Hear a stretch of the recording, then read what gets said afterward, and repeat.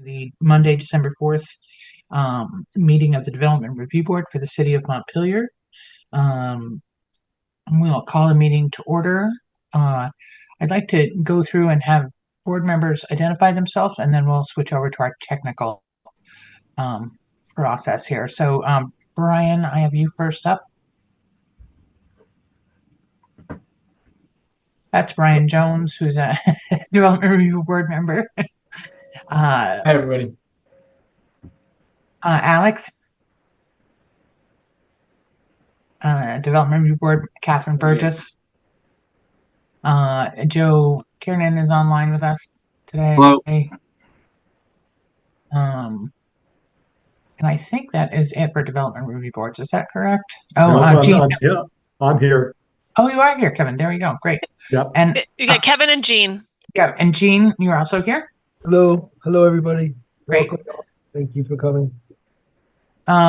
So without further ado, let's let Meredith go back and talk about the remote viewing procedures.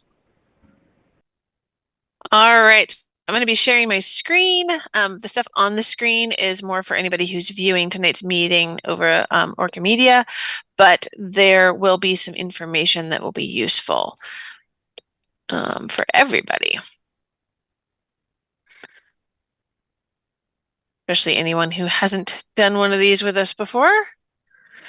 All right, so for anyone viewing tonight's Development Review Board meeting via ORCA Media, you can participate in the discussion via the Zoom platform through either the video or telephone access options. So for the full video experience, you can type this link into your web browser and I will get a little notification that you want to get into the meeting and I can let you in. Other option is to use any old phone and dial in using this phone number and then plug in this meeting ID when prompted. And again, I'll get a little prompt that says you want to come into the meeting. If you're trying to get in and you're having problems accessing the meeting, please email me at mcrandall@montpelier-vt.org. I will be monitoring my email throughout the meeting. For those attending via Zoom, turning on your video is optional. And as I mentioned a few minutes ago, if your internet is shaky, turning off your video often makes everything else get a little bit better, along with turning off any other applications that you might not actually need running at the time that you're in the meeting. For everyone who's attending, especially anyone who isn't an applicant being called on by the board directly, if you wish to speak, please raise your hand and the chair will call on you in order. Usually it's in order of us spotting people raising their hands. And when you've been called on by the chair, please make sure to state your name and your address for the record. If you're calling in on the phone, you can use *9 to raise your hand and *9 to put it back down. The other thing is, if you're on Zoom, please keep your microphone on mute when you're not speaking. This helps reduce background noise and make sure everybody can hear everybody else. If you're calling on the phone, you can use *6 to mute and unmute. In the event the public is unable to access this meeting, it will need to be continued to a time and place certain. And I will now hand the meeting back over to the chair. Great. Has everyone gotten a chance to look at the agenda for the evening? Yes. Yeah. Yep. I'm sorry, who was that speaking? Is that right, you, Brian? Yes. Okay. Yes. Okay. Can I get a motion to approve the agenda or additions? So moved. Second the emotion. All those in favor of approving the agenda, please say aye. Aye. Those not, nay. Okay. That moves us right along. So first on our agenda tonight is Isabel Circle. Who do we have here for Isabel Circle? Gabriel Lajeunesse from Acre Development Holdings and Dan Hill from VRV. From where? VHB. I'm sorry, VHB. I was like, okay. I guess let's do a couple of things. Meredith, why don't you just give us a brief overview and then we'll swear in the applicants and get their take on it? Yep, and there is one member of the public I haven't checked with to see which application they were on for. Stephanie, Kanonen, are you on for the 0 Isabel Circle or for the 18 Downing Street application? I'm just the neighbor of the Isabel project, so just listening in. Okay, Right. so if there's any chance when Sharon gets to the part about swearing in witnesses, if you think there's any chance you might want to talk and have a comment, maybe turn on Join your in. camera and raise your hand or do something so that you can be sworn in as well. Okay, Will do. Thanks. thank you. Okay, so you wanted an overview, Sharon? Yep. Okay, so I don't think everybody who's here tonight was on the development review board when this subdivision was approved. But I made sure to include the original decision in your packets. So this was a subdivision that was approved a year ago, roughly, multiple parcels, and none of the specifics of how the land is going to be subdivided or where the road is going to go. None of those details are being requested to be changed. The request is that a timing for recording of specific documents get shifted. It was a timing request that was put in as a condition of approval by the board. There's nothing in the regulations that say that those housing association documents have to be recorded at the exact same time as the subdivision plat. It's just how it all tied together when we did the decision. And it's being requested to be shifted because the Act 250 process is taking longer than originally planned, but we can't shift the recording of the plat date any further than we had because of state statute. So we're limited in how much wiggle room there is for recording the plat. So they want to get the plat recorded and have the homeowners association documents be able to be recorded later. So I've given some options on how to do that in the draft motion at the Staff end report. of the staff report. Great, thank you. So Gabe and Dan, do you guys want to raise your right hands? Do you solemnly swear to tell the truth, the whole truth, and nothing but the truth under the pains and penalties of perjury? I do. You too, Gabe? You in? Yes, Okay, I do. great. I don't know who is speaking for you, but if you would like to just give a brief summary of what you see, I think Meredith gave us a pretty good job, but if there's anything you want to add to that, or Yeah, I think we could probably just take any questions, and Dan could answer anything technical. I mean, since the approval, we've been working on the Act 250 process. It's still an administrative, back and forth with questions that they have, and so it hasn't been approved yet. The land, we control the land through a purchase and sale agreement, but we don't own the land and won't own the land and close on the land until there's a final land use approval. And so until we have that state license, we're not able to record an HOA. So it's just a technical matter. We were hoping it would all be done by now and hope it's done, a couple weeks from now, but there's always potential for hearings and appeals periods and all that sort of thing. So just, anyway, as Meredith said, we'd like to push it. We agree with her recommendation to push it before any building permits can be issued. And I think with that, Dan, is there anything you want to add? No, I think that summarized it pretty well, Gabe. Specifically, it was, as Meredith lays out in the staff notes, it was condition 2B in the previous approval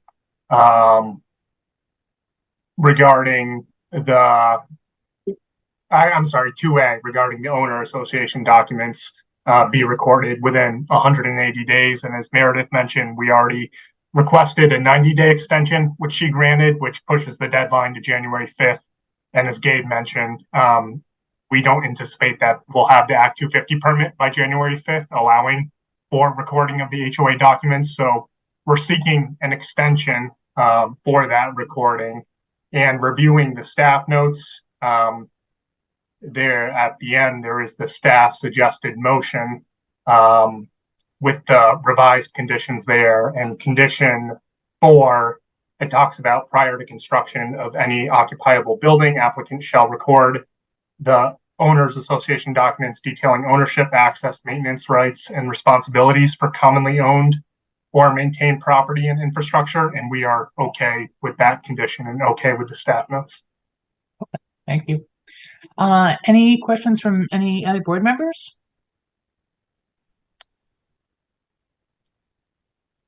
Okay. Meredith, I did have one question for you. So I think that the proposed decision is excellent. I think that's fine and covers what it needs to. Does it the permit itself runs for how long? So the permit itself is for subdivision. So as soon as they file the plat, that final plat, the subdivision has occurred. The land has been sort of divided. Okay. Under the regulations. So, I mean, zoning permits are good for 2 years.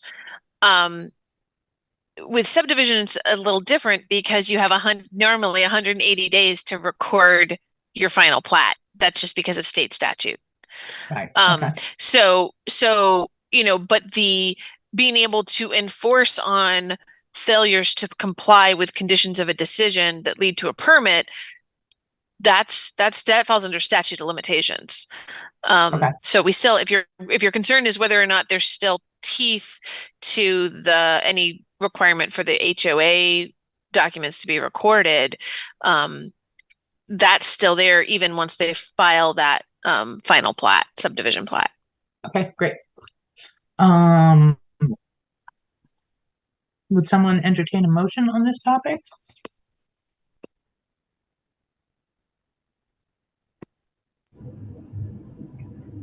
Yeah. Yeah, I can read what the staff has here. I think we're all in agreement. Motion to amend this board's April 11th, 2023 decision to approve the application Z-2023-0011 so that condition 2 is amended and condition 6 is added as follows. 1. Within 180 days of this decision, applicants shall record the final survey plat, including the locations of all applicable survey rods and markers. Hey, Joe, I think that's the wrong one. This is Isabel Circle. This is Downing Street. Meredith, go ahead. That's why it didn't make any sense. Huh? No, that's definitely the right one. You see what I mean? That it's part of the construction of any occupiable buildings. Applicant should record. Right, but he has to reread. He has to reread the first one, the within 180 days, because it's been amended. So the condition 1 is now amended, and then I actually have one says condition 6, one says condition 4. So I'm just double checking which is the right one. I did a typo myself. So no, his reading that first set is right. And it's actually create new condition 6. So there's just a little typo in my laying out of what that new condition 6 is. Sorry, okay, so Joe is right. Yeah. Clarify a little here. So wait, it also says condition 2 is amended, and then it says 1 in there, and then condition 6 is added as follows, as it says 4 for that blurb. So those should all match.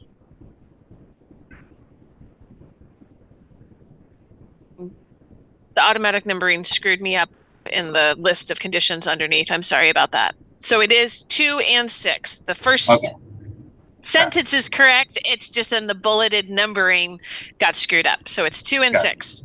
All right. So condition 2 is amended as follows. Within 180 days of this decision, applicant shall record the final survey plat, including the locations of all applicable survey rods and markers in the Montpelier Land Records Office per the procedures detailed in section 4405 of the zoning regulations, and condition 6 is added as follows.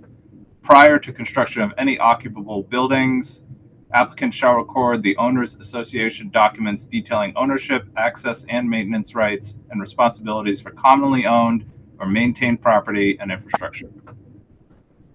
I'll second the motion. Okay. Oh, all right. Kevin, how do you vote? Do we, Yes. is there any, wait, I'm sorry. Is there any further discussion? Do people have other questions about this or concerns? I don't want to cut anybody short here. I'm not seeing anybody. Okay. Kevin, how do you vote? I vote yes. Great. Catherine? Vote yes. Joe? Yes. Brian? Yes. Jean? Yes. Alex? Yes. And I vote yes as well. Thank you very much. Thank you, everyone. You're all set. Thank you all. You're very We'll welcome. get that I will get that decision out as soon as possible. And I do have one ahead of it that I haven't gotten to that I need to finish up. But I'll get that out as soon as I can because I know you guys are raring to get everything tied up. Thank you. There we go. Rob, are you online with us now? He's He muted. was. He's muted. There we go. Hey, Rob. There he is. Hi, Rob. Okay. So we now have 8 members present, just as a quick note, Sharon.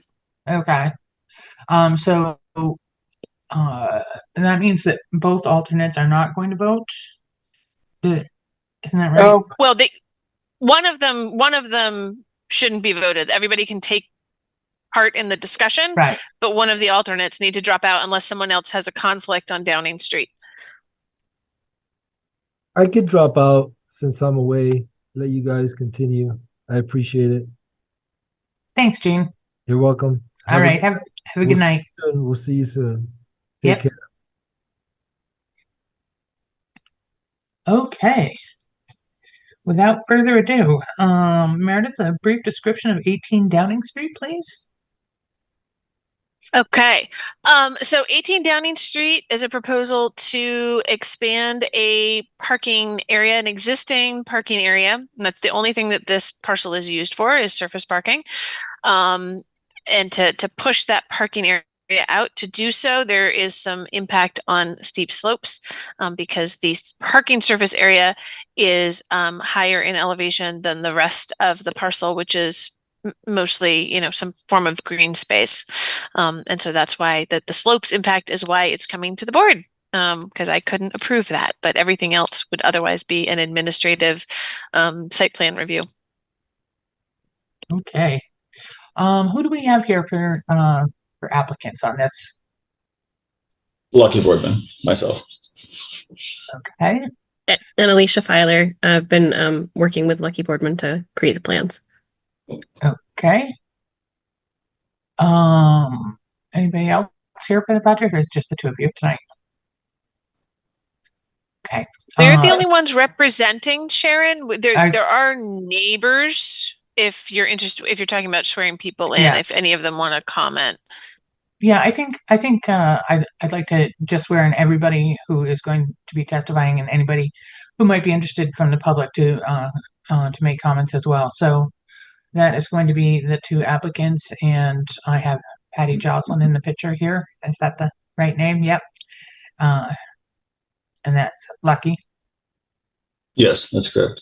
Okay, I'm just trying to figure it from my name screens here. Okay, if you can all what? I was going to say Mason Singer as well, and I don't know who Patty. I'm sorry, I didn't write down the name you have with you. Larry Babic, B-A-B-I-C, Lawrence Babic. Number 4 Downing Street. Okay. Perfect. Thank you. I didn't catch Larry's name last time. Thank you. Okay, so and Mason, are you going to want to comment? Yes, Sharon. Thank you. Okay.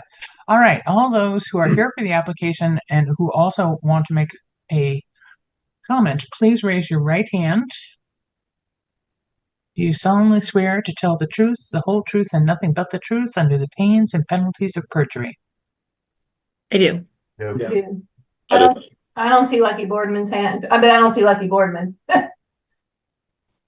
He's there, he said. Yeah, the video's optional. But he. So we just get to raise our hand without a video? Okay. That seems a little odd. That just seems odd to me. I'd like to see the handshake. Well, it's an honor system tonight. It's Well, we had sometimes some having the issues with video on. So let's. Sharon, I'm gonna. Okay. What I would like to do at this point is to hear from the applicant or Alicia, whoever, just regarding one of the things that I would like to kind of be talked through the site plan to just see where things are located. Meredith, maybe you can pull that up so as they're talking that is more clear. So of the applicant, does someone want to start there?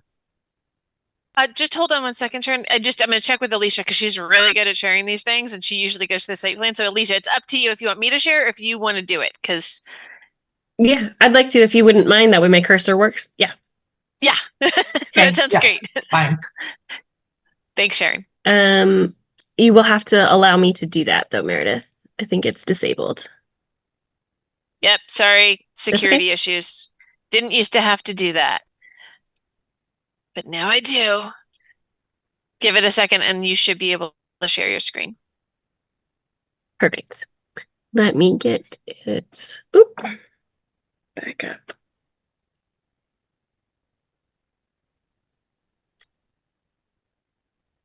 All right. Is anything visible for you folks? It looks like it says it's going to be. Yeah. Perfect. Yeah, Okay. it's there. Awesome. Thank you for the confirmation. So, and hopefully my cursor keeps up with video feed, but let me know if not. So the current parking spaces are all directly along Downing Street. We're proposing to do tandem spaces on the northern end of the parking area. And there's regulations about how many accessible spaces and such like that. We had added one. There was some comments.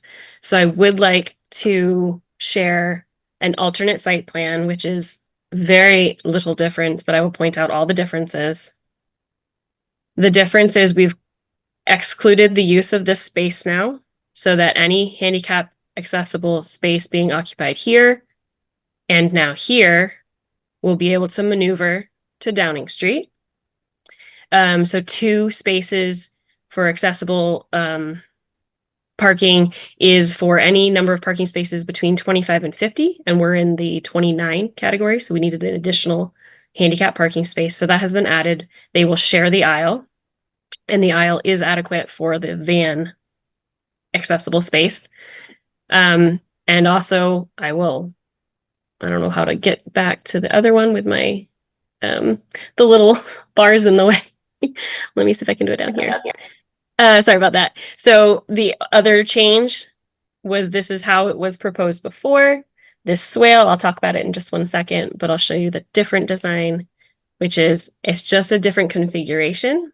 Kurt Monica of the Department of Public Works indicated that he just wanted to confirm any type of concentrated flow coming from the site. And so the swale is actually, I think, 2 or 4 feet longer in this configuration than it was in the other. But now we've added a level spreader at the end. So essentially the water will be collected, come through here, it twists and turns so that it slows down some, and it comes into this level spreader where it spills over this lip, which spreads out the flow along a contour instead of at a particular spot. So we had talked, I wasn't able to communicate directly with Kurt, but through email we corresponded, and he had indicated that he had that concern. I did also look at the watersheds from the existing current conditions and the proposed development, and there's I think that there was about 1,200 additional square feet of area going to this area, to the same property line along this southern corner. But with this swale, the actual flow rate has not been increased. So although there's 1,500 square feet additional out of, I think it's about 20,000 square feet of watershed, that the flow rate has not increased coming off of that corner. So we did read those staff comments and hopefully have addressed that in this revised plan. Okay. Did Kurt Montoya get back to you about the revised plan? Did that work for him? He has not had an opportunity to. We got comments a little bit late in the week, and I struggled to get things into the schedule, and so I can certainly share them with him.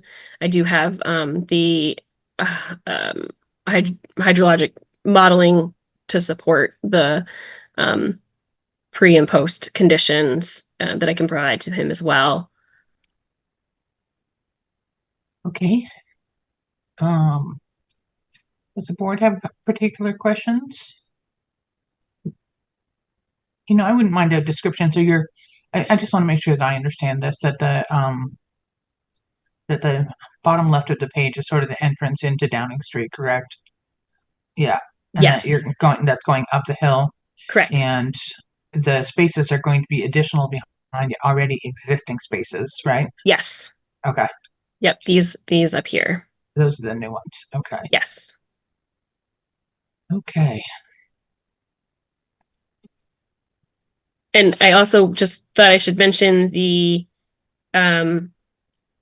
area of disturbance has increased with the revised plan, but not the disturbance to steep slopes. That area remains the same as it was previously. There's 521 square feet of 30 to 50% slopes that are being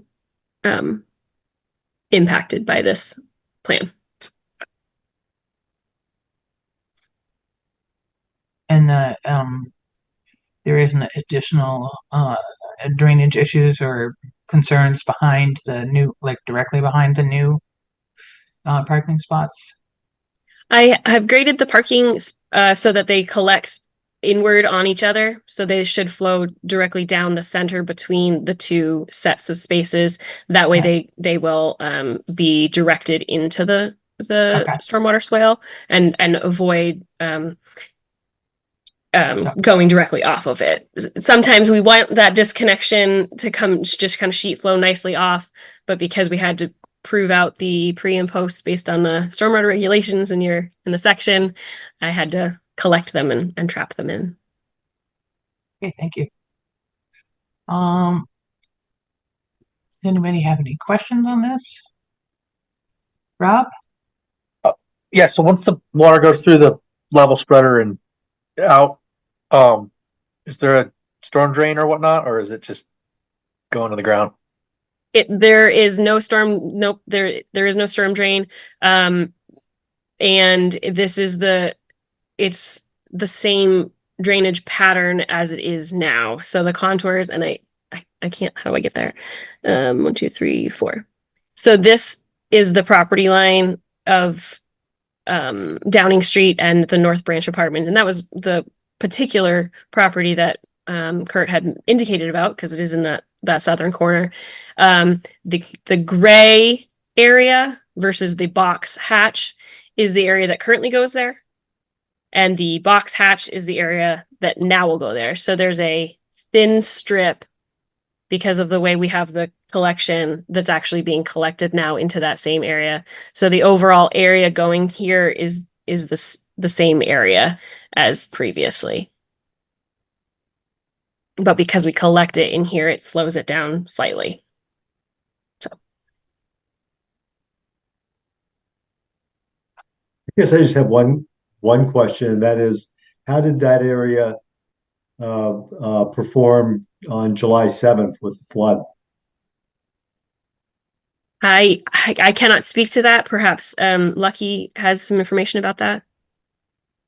No, I mean, there's nothing particular we paid attention to. Obviously, the whole city was devastated, so I think it got wet, but we didn't monitor a pattern or any particular depths or runoff locations for it. That's for sure. No notice of erosion in any particular area over there. No, nothing excessive, and nothing that the neighbors made note of or we've seen work on. So I believe it's as it was in any rainstorm. We can speak to that, but I don't see a place to raise our hand because we have this screen share. We meaning Patty and Larry at 4 Downing. Thank you. Okay. We can speak to that. There was a lot of runoff and it went down into the basement of Washington County Mental Health. And it went flooding through the road, which, as you all know, maybe you don't know, is a dead end, very narrow street.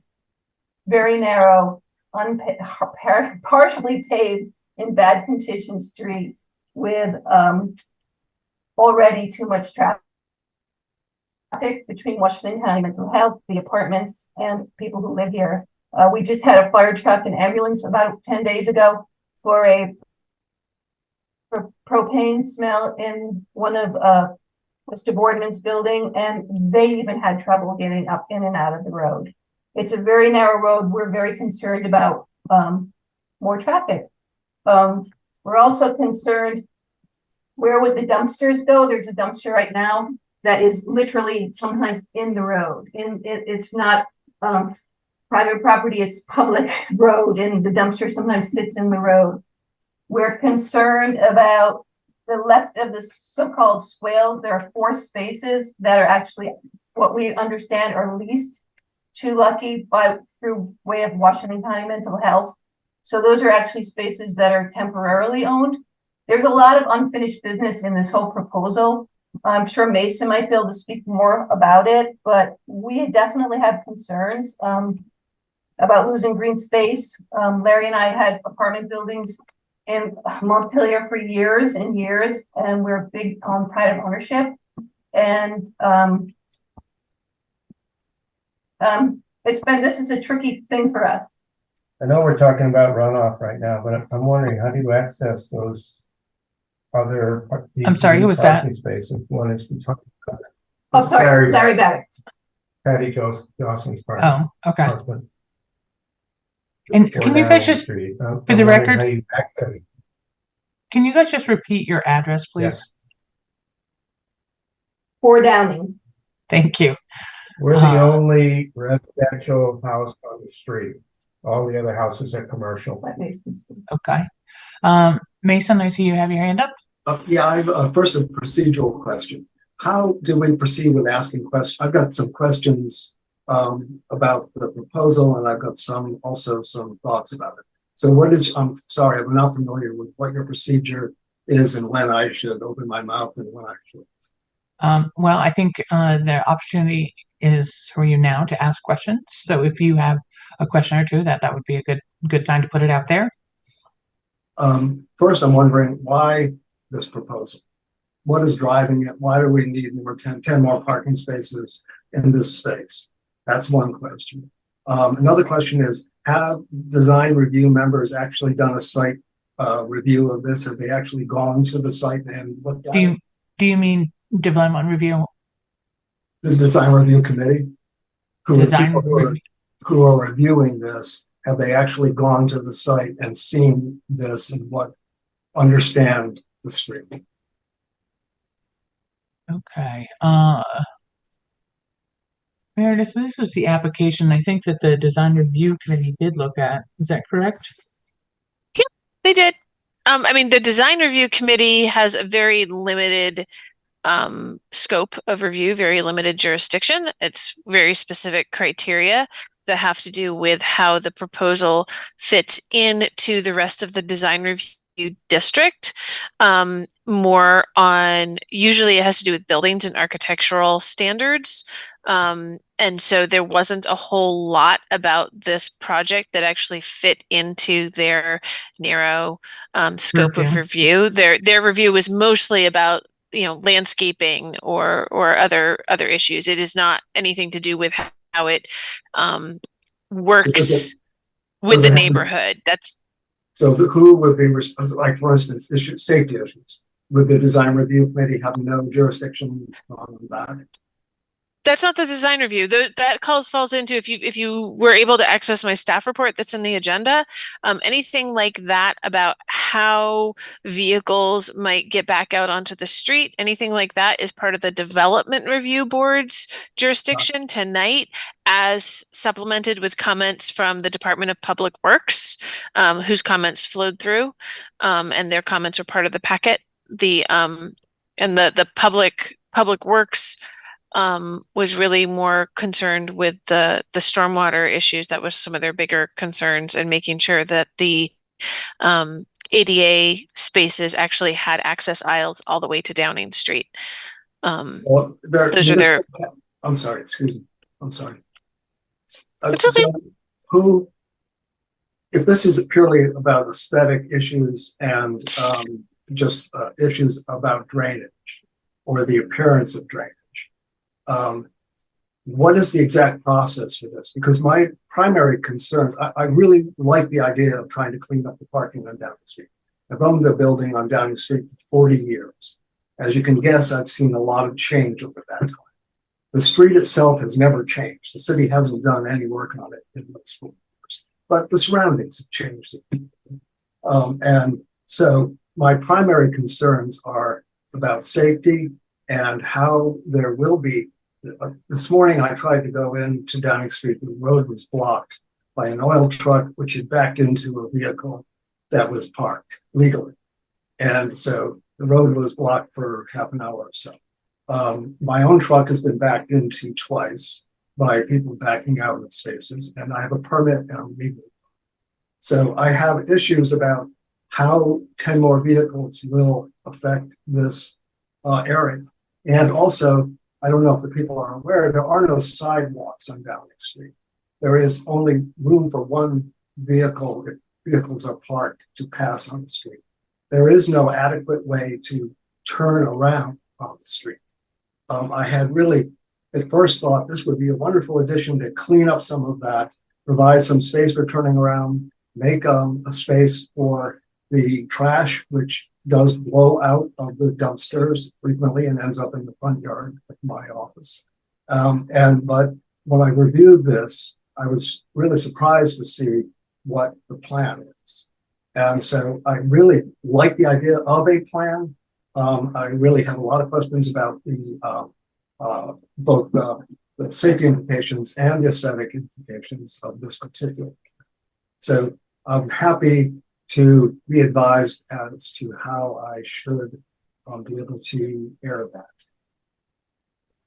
I guess I would say that you are doing that now. And this is the right place to do that. Okay. I guess the question, it's not really in the purview of the development review board to ask why people want what they want. If the applicant wants to talk about that, that is fine. But that's not something that we would require. Yeah. And other thoughts from other board members? Responses to Mason's statement? I'm looking. Hands going up here.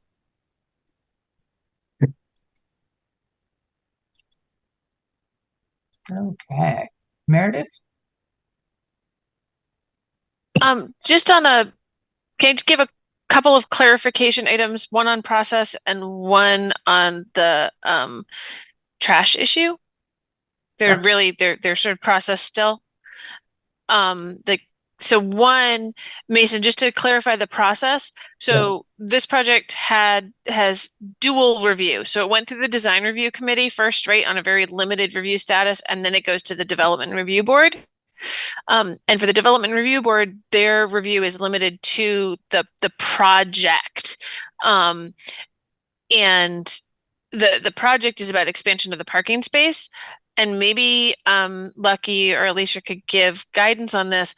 I think, and I'm trying to look here, I think that the trash area is technically off this parcel. I think that they lease space on the Washington County Mental Health parcel, maybe for the trash, the dumpster location. So, I know that's a concern of yours, but I don't think that actually is something the DRB can talk about with this particular project because it's a different parcel. Lucky or Alicia, correct me if I'm wrong on that one. I understand the schematic. Actually, the area that shows a couple parking spaces is really occupied by the trash dumpsters, which are right. So this proposal, which is my understanding, is that Washington County Mental Health actually owns that property, but and when they bought it, agreed to a 3-year lease with Mr. Boardman to be able to use it. That 3-year lease will be up, of course, it's soon, and I don't know what arrangements are being made. But if I understand correctly, and I might not, on this proposal on the schematic, it's showing 2 parking spaces which were actually used, are actually Washington County Mental Health property and are currently used by the dumpster. I might be wrong though. Which was, excuse me for interrupting again, Patty Johnson, 4 Downing Street, was not able to be picked up again today at 6:35 or whatever time they pick up on Monday mornings, because there's no room for the truck to take the trash dumpster or lift the dumpster up, because the cars are already so close together. So it's an overflowing dumpster for the 2nd week now. Just for clarity, again, not off project, but the project, if there's parking, needs a space for trash removal. So it is kind of tied into the project. I know it's different than Right, but it's married to the project. So I'm just gonna have to reiterate what Meredith said there, that if it's on a separate piece of property, we can't include it because it's important. Which is to say that it is important, but that's not really at the project we're looking at. But it's in the front of us. plan. But it is part of the spaces in the so-called plan. Those 4 They are the 4 schematic. spaces. Okay, one moment, please. One moment, please. We want to take turns speaking. Who's interested at this point? I'm Alex? sorry, I interrupted anything too. I'm sorry. Alex? Repeat Patty's question. I don't understand why, if the land leased from Washington County Mental Health is included in the project, why it is excluded from our discussion. I guess my understanding was, and Meredith, correct me if I'm wrong, that that property was not part of the plan. But it's on the diagram. What? Well, So hold on one second. Alicia or Lucky should probably talk to this, but hold on one second. Let me so hold on. This Alicia or Lucky, this here is where there's currently like a retaining wall, correct? That separates the Washington County Mental Health land from the Lucky's property, right? Yes. And so this is where that wall is. Mm-hmm. And so the only part, no. Excuse me, the 4 spaces on the other side of that retaining wall are Washington County Mental Health that is leased. That is leased property. According to the tax map, this is actually a property line, not leased, but okay. Can I please have Lucky or Alicia speak to this instead right now to get their opinion on it, so I can get clarification as to what they are attesting to? Lucky, feel free to correct me. My understanding is the plat that was recorded includes those 4 parking spaces as part of the quote 18 or the Downing Street property. To my knowledge, yes. Everything in that tax map or deeded is what we see here. So the last 4 spaces on this map here are not leased from anyone. They're part of the existing property. That's correct. When Washington County building was originally sold, there was a talk to lease that parking to them. And I think that's the confusion. Well, excuse me, Patty Jocelyn again, I beg to differ, and I'm sorry that somebody's here is not from Washington County, but we've spoken to them, and one of them are going to be here to represent. So that's going to be a moot point until clarification can happen. So if nothing else, this needs to be adjourned until clarity is gathered. Because that is, well, you guys can do what you want, but it is a narrow road that fire trucks can't get up. Well, adding or subtracting parking is not going to change the road's width. So what we're attempting to do is we're not adding 9 more vehicles to the lot. The apartments are the same quantity. There's the same amount of apartments today and tomorrow. What we're doing is we're adding more available space for them to maneuver those vehicles that they already have and are trying to fit up there. So you're seeing it as an addition to the area, but in reality, it's making more room to the existing area. So the apartments, the 14 apartments aren't going to change to, 23 tomorrow. It's the same people that parked yesterday that are going to park there when this is complete, but we're allowing 9 more spaces worth of available room. So we're actually alleviating the issue by adding more room. Actually, you're causing a problem with people backing up and backing into a narrow road. But again, until I think until you get clarity of who owns that property. And Patty. Excuse Is that me. Patty? It is. Yeah. Okay. It sounds like you've made that point. And I think we'll take that under consideration. Thank you. Brian? Yeah, hi. My name is Brian Jones. I'm on the DRB. Just listening to this kind of discussion about more parking versus parking maneuverability and street access.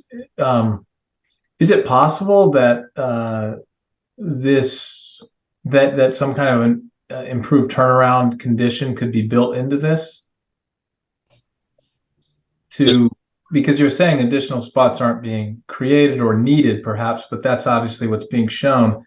And at the same time, hearing some pretty strong concerns about maneuverability. And if there's not need for more spots, then some of those spots on the end of the parking lot could potentially be used to create a turnaround. And maybe that would there's not need for them. That's why we're doing is there is need for them. And we don't have that. So that's where the tightness of the area presents itself.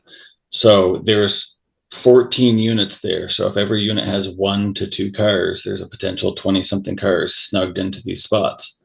But by allowing the tenants to park in tandem, Bob with, Billy, who cares? They're allowed to park in tandem and alleviate the width issue of the spot. So they can park, whomever stays in apartment 1, if there's 2 vehicles, can now park front to back based on their living schedule versus trying to cram in side by side in between snow and in between another vehicle. Meredith, may I share my screen real quick? Yeah, yes, you can. I'm sorry, maybe I should have asked Sharon, sorry. Fine. Yeah, and sorry about that, leaving that up. I just maybe might help a little bit. So with the proposed plan, I'm trying to zoom in and I'm not coordinated here. So currently the edge of the gravel for the existing parking is obviously along Downing Street. We all know that. And it runs real tight up to the contours as it starts going up the hill. We have brought back the edge of the parking a few feet, which I know seems like maybe nothing, but when you're out in a tight space, a few feet is a big deal. We brought those parking spaces a little bit further south and so we have increased the maneuverability some of backing and using the extended piece now because we have those extra feet. Now, I'm not saying if somebody has their vehicle parked at the end of Downing Street that it won't cause some issues, just like any narrow street that we deal with in city living. But that has helped some. Also, these parking spaces are proposed to be paved and line striped, so people will have much more clear, pronounced visualization of where the stop and start is. So hopefully they'll pull in all the way to the space, stay in the parking spaces instead of having a tail end hang out the back. But certainly we don't own Downing Street, nor do we want to own Downing Street to upgrade it in any type of way. So we're kind of stuck with what we're working with here. I don't know if that helps at all. Okay. I see. Mason? Thank you, Alicia. That was helpful, actually. And also finding out more about the lease agreement with 71 with the folks down across the street was helpful. I'm wondering about snow removal. There's going to be much more asphalt. The snow removal has been difficult for you folks to deal with, I'm sure. And so I'm wondering, how will you deal with this much more need, the greater need for snow removal? And also a question just about, so at this point, there are these 2 parking spots that are being, additional parking spots being created. A car will have to move every time the second car wants to get out. So that is going to create more, more strategic need there for dealing with that. Is the drainage on the backs, the lower, the inner side, is that drainage slanted down? Will this be creating like a V-shaped or like an inverted V shape? So that is a slight incline for the outer car and then a drop off for the inner car? So the parking spaces along the along Downing Street, we'll call those the Downing Street spaces versus the further spaces, we'll call them. Those spaces lean down into the backside of the next space. So the water is collected on Downing on this property's pavement and will funnel toward that swale. So it's not extra flowing onto Downing Street. It's not extra flowing sheet flowing right off the other end. It's not, you know, we're collecting it in our space and directing it to that swale.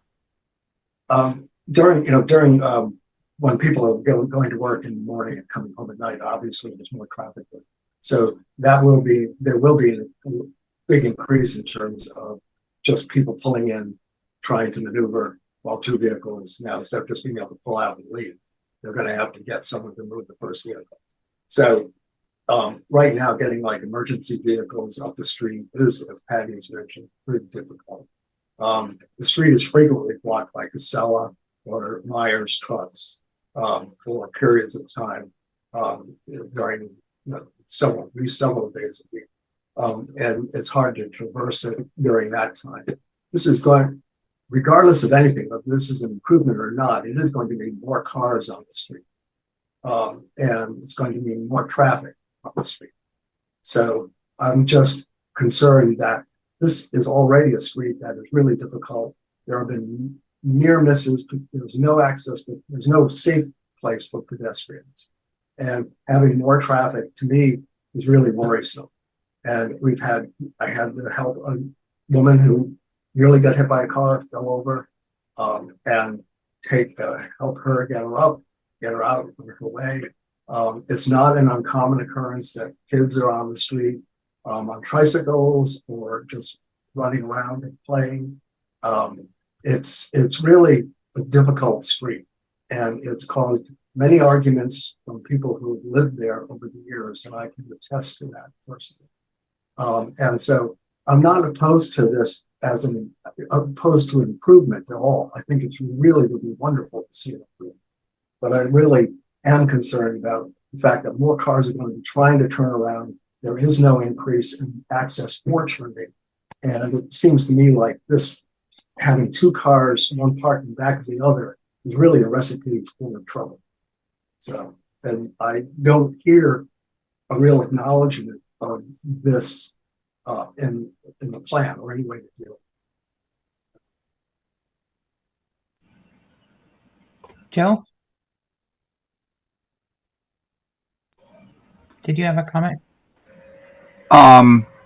Yes, I mean, the moment kind of passed, but I do feel like the complaints that I've been hearing from the public here seem to be focused around the street, the city's property. And I just wanted to reiterate that we as DRB members are only looking at the project as it's presented in front of us. And we can't do anything in this meeting about the street itself. Traffic counts are generated by apartments, as the applicant has stated. It's not the number of parking spots, it's the number of dwelling units that actually. So I'm assuming this project didn't need a traffic study or anything like that because they're not adding any additional there. So we really are just looking at the slopes that are being impacted here.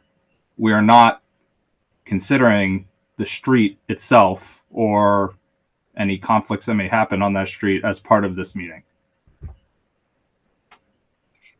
Thank you. Rob? I largely agree with what Joe just, said. I think it's a sort of a policy decision, here related to this application with the DRB, and that we have two questions. We got steep slope disturbance that triggered the application to come before us for discussion. Because it's before us for discussion, we are allowed to answer the question about whether we feel like the proposed development, the increased parking spaces, has an impact on pedestrian access and circulation, as it in the regs. So I guess what I'm asking is, like, we as a board maybe should decide as to whether, as this application presented, whether we want to or do not want to take on that issue. Seems like there's kind of a fork in the road here. We could talk about parking all night, but we also have like this very specific reason it came with, steep slopes disturbance. There's erosion. There's a stormwater plan. Does that check the boxes? Maybe we can get the steep slopes sort of like understanding out of the way, and then decide whether we want to, how we want to tackle the pedestrian access and traffic circulation, issue that may or may not be something we want to tackle at all. I think we got to make that decision. May I just say one point of clarification? Is that all right? Yeah.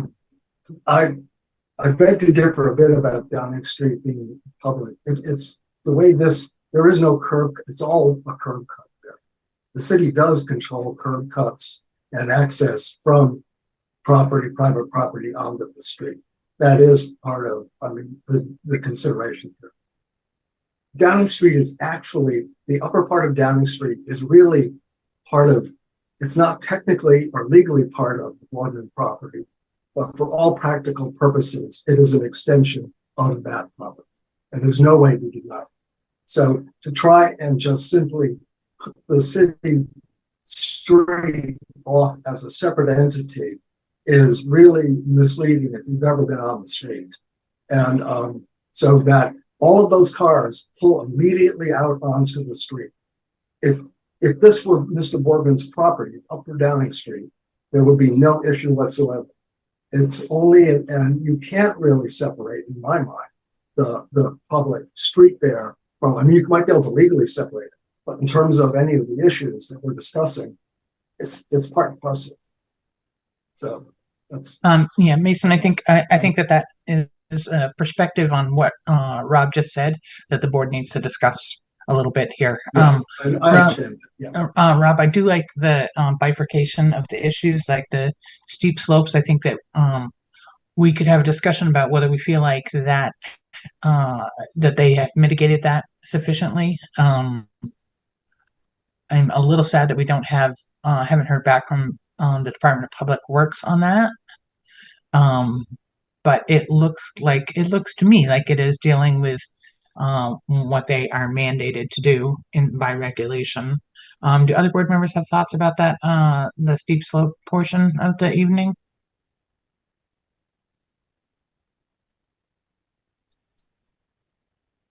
Alex. I, for one, would like to hear back from Public Works.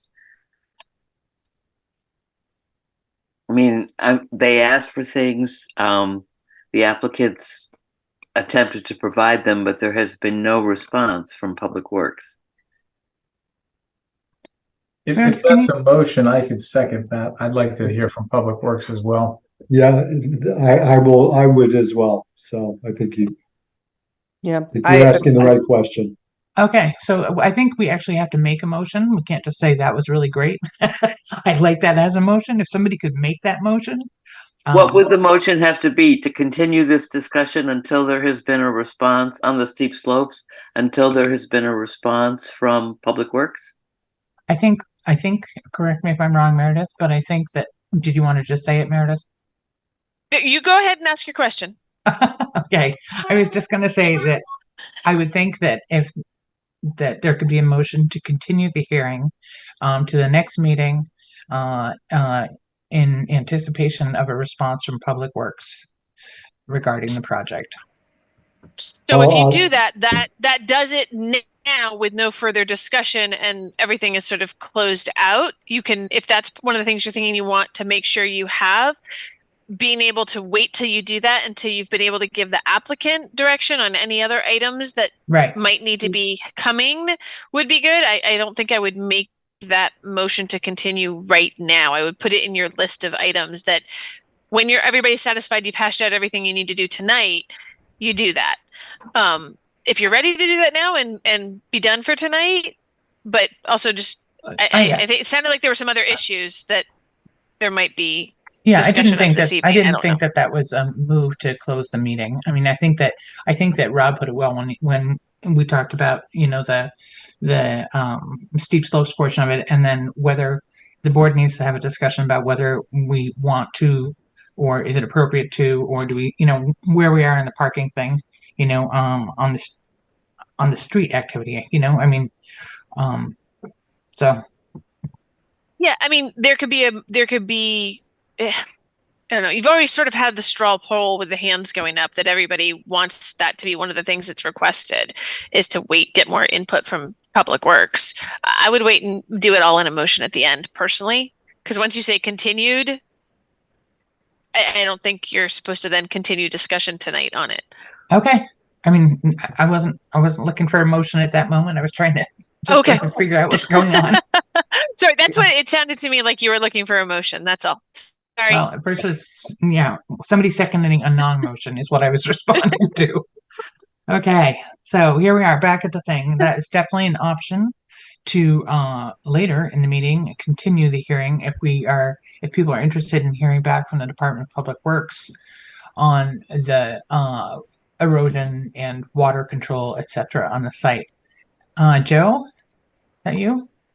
Yes, I just have some questions for the applicant regarding the slopes. What is the maximum proposed slope? I believe the steep slopes are isolated to the rear of the end of Downing Street there by the parking spaces. But correct me if I'm wrong. And also, what is the maximum existing slope in that area? Approximately. Sure. So the steep slopes, the existing site plan, are on the northern end. Let me just share that back. I do much better pointing at it with a cursor than ambiguous. Yeah. So the existing steep slopes are here, where they had originally graded for those front spaces and pushed, you know, it changed the natural grade. And then there's I think that there was a little strip right in here that got a little bit tight when I had to push out the stormwater. So those are between the 30 and 50% slope existing. We are proposing this strip to be a 50% slope, because otherwise, if we have it shallower, we're destroying vegetation up the hill. We're just chasing the grade up the hill. Mm-hmm. These ones are being proposed at 1-on-3 side slopes, which are 33%, which is a very standard grading practice for small areas when we have erosion control matting and establish a vegetation cover. And then the swale is built out of 2-on-1 sides, which is 50% slope facing inward on themselves, with a flat bottom and serpentining until it gets to that. So we've disturbed some steep slopes and created steep slope as part of the drainage protection and slowing down of runoff. Okay. For the 1-on-1 slopes in the northeast corner there, what are you proposing for stabilizing those slopes? So just it's 1-on-2, so one vertical for 2 horizontal. Yeah, so it's 50% is what they call it. Oh, sorry. And so that would have an erosion control matting. I have a straw coconut 150 BioNet matting called out to use on that, and then a seed mix. I can provide a seed mix specification to Mr. Boardman that indicates fast growing type grasses, and then also the longevity of those grasses. Once you clarified that they're 1-on-2 slopes and not 1-on-1 slopes, that alleviated my concern. Okay, perfect. Yes, thank you. Sure. Okay. Other questions, comments? Meredith? Meredith? Check and see if any of the other board members have something first, just in case, Okay. because mine's sort of revisiting something for a point of clarity. Okay. I don't see anybody else. Go for it. Okay. And I'm happy to do some research on this if the meeting does get continued. So I did have a separate question in the chat. I just need to make this public. So Patty asked me about and whether there was anything from Washington County Mental Health in regards to the lease or not of the property, where we had that discussion earlier. And I just want to flag out there that I can't seem to find the actual boundary line adjustment that occurred, but during the just before Lucky's company bought the parcel, the prior owner did a boundary line adjustment with 34 Elm Street, which is the Washington County Mental Health parcel. If I remember correctly, those 4 parking spaces got added to the parcel that Lucky purchased prior to that transfer of ownership. So I can, between now and the next meeting, if it's done, get a copy of that boundary line adjustment approval from the city clerk's office if people want it. But I was able to find the emails, but everything was done in paper and we didn't have electronic copies of the plats. The permit for that boundary line adjustment is actually mentioned in the staff report. And Meredith, I'm not sure if you can see my screen. I do have a copy. It's not a official because I did not, it's just a screenshot of something when I was looking at their land records. But that, I think it has the dates that might help you clarify that a little bit. Yeah, no, but that's, I mean, she's showing you right there what I would be showing you in a larger format. There's my signatures. It's approved for the boundary line adjustment to add land, that land. Okay, so that is the boundary line. Yep. Excellent. Thank you, Alicia. Thank you. All right.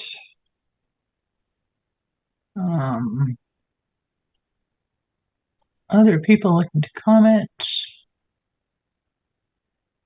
I guess yeah, go for it.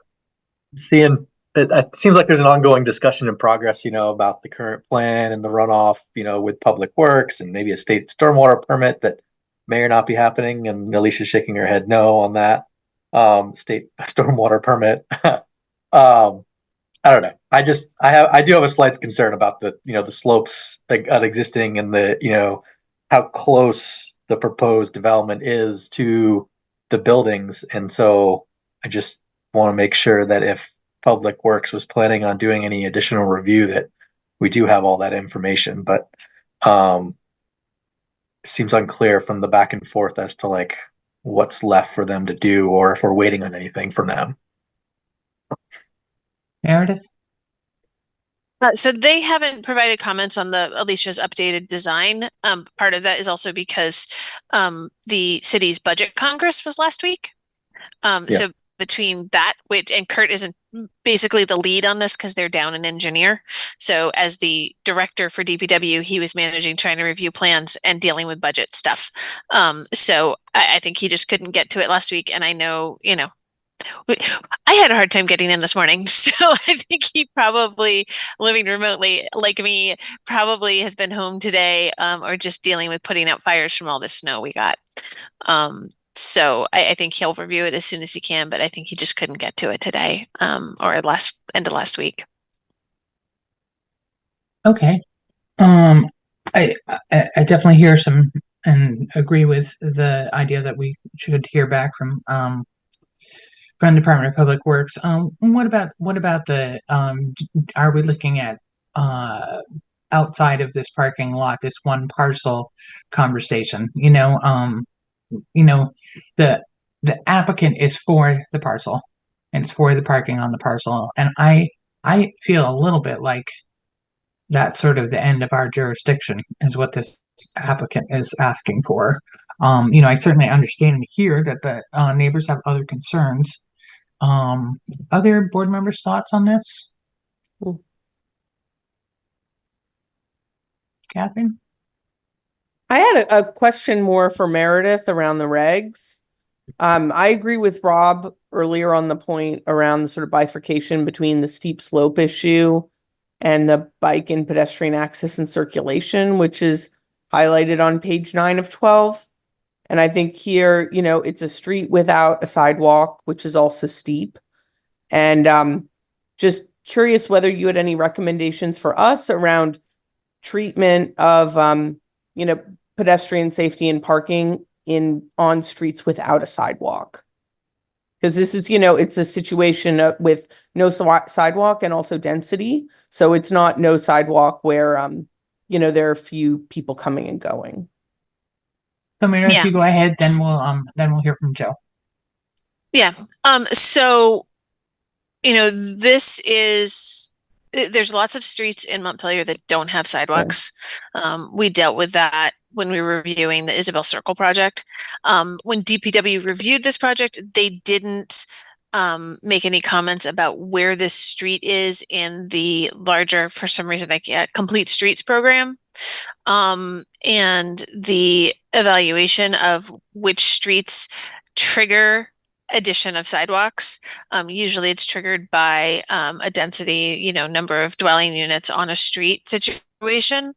So I don't know the specifics on where Downing Street falls on that.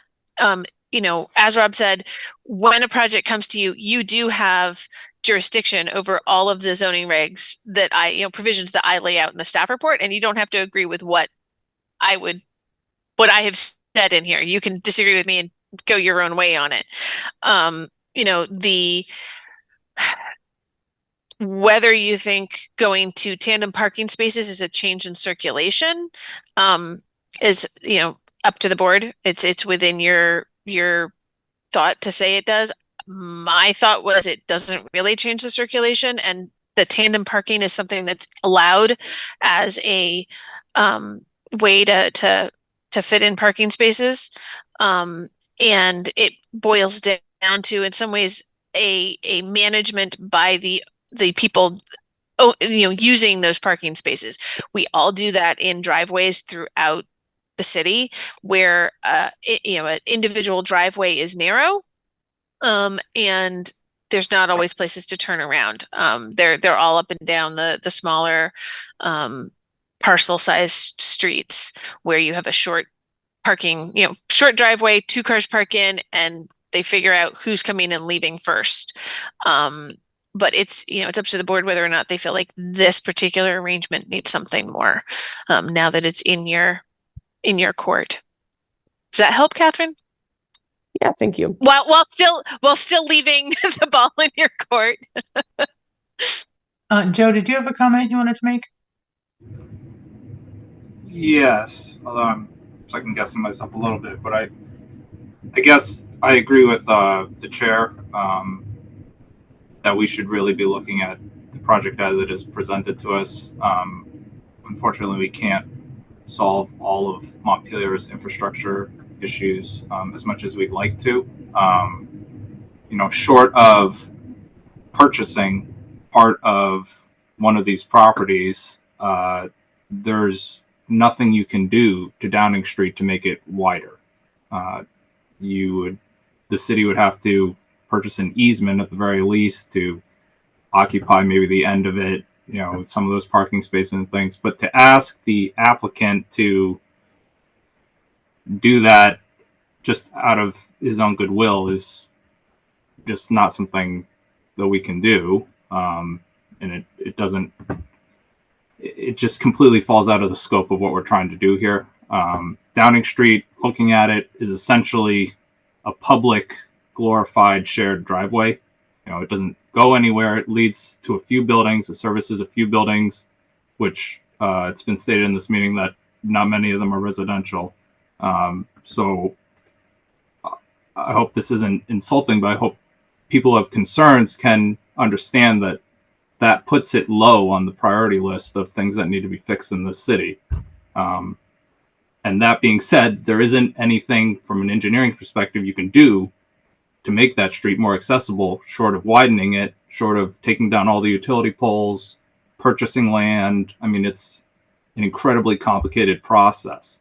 And for those reasons, I would rather not consider those while considering this project as it stands. And I guess just for the record, I'm willing to go ahead without DPW's recommendation, just based on what's presented in front of us. 1 on 3, 1 on 2 slopes are perfectly standard. There's nothing unusual about them. Obviously, if DPW came back and had concerns, I would want to listen to that, and I think that can be part of our motion at the end of this meeting. But I'm content with what I've seen here without the recommendation. We could, I think that we could include DPW's, approval of it as a condition of this. I think that is certainly a possibility. Other board members?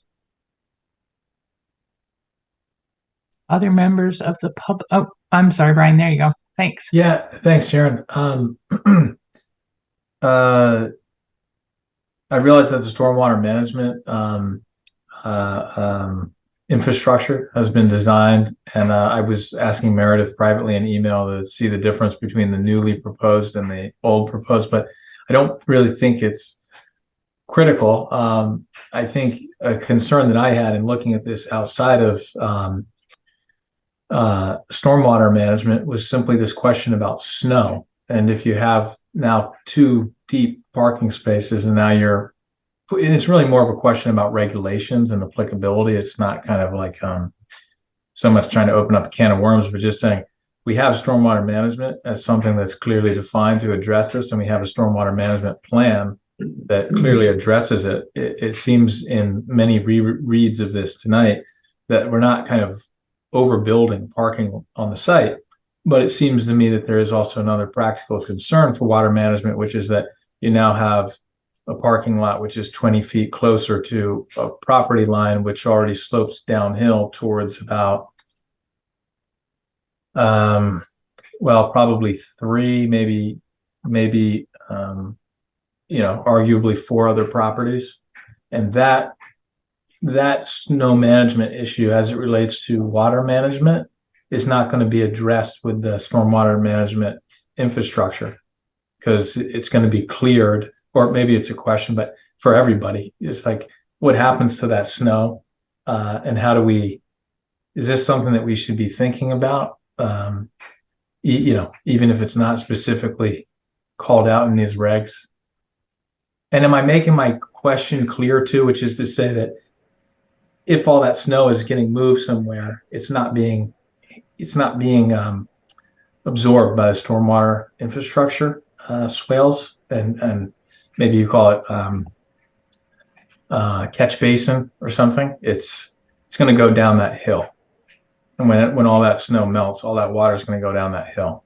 And I'm just wondering if there are any strategies that have been considered, or again, if this is even something that other members of the board think is worth considering. I could speak to that. Looking at the existing contours and the proposed contours, it does slope a little bit towards the other properties, but ultimately a good portion of that runoff is going to end up in their drainage swale that they've proposed. That being said, snow is not like rain in that it doesn't release its moisture all at once.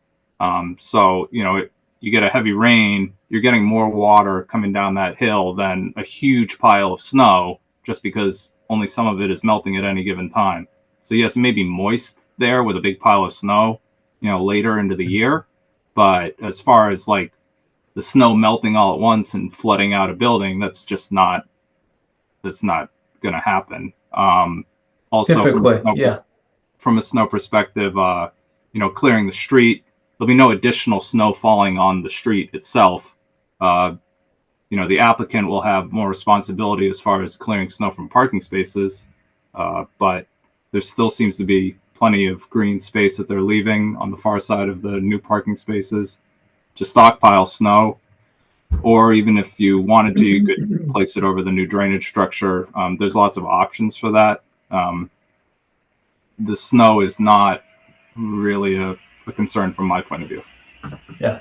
Well, thanks, Joe. Okay. It's not a kind of a regulatable issue, it sounds like. Yeah. Well, and sorry to interrupt, but to Joe's point, so the town maintains and plows that, and they plow all the snow to the end. So there's a large area back there that they stockpile all that. So then as it melts, it goes down into that parking or into that road anyways.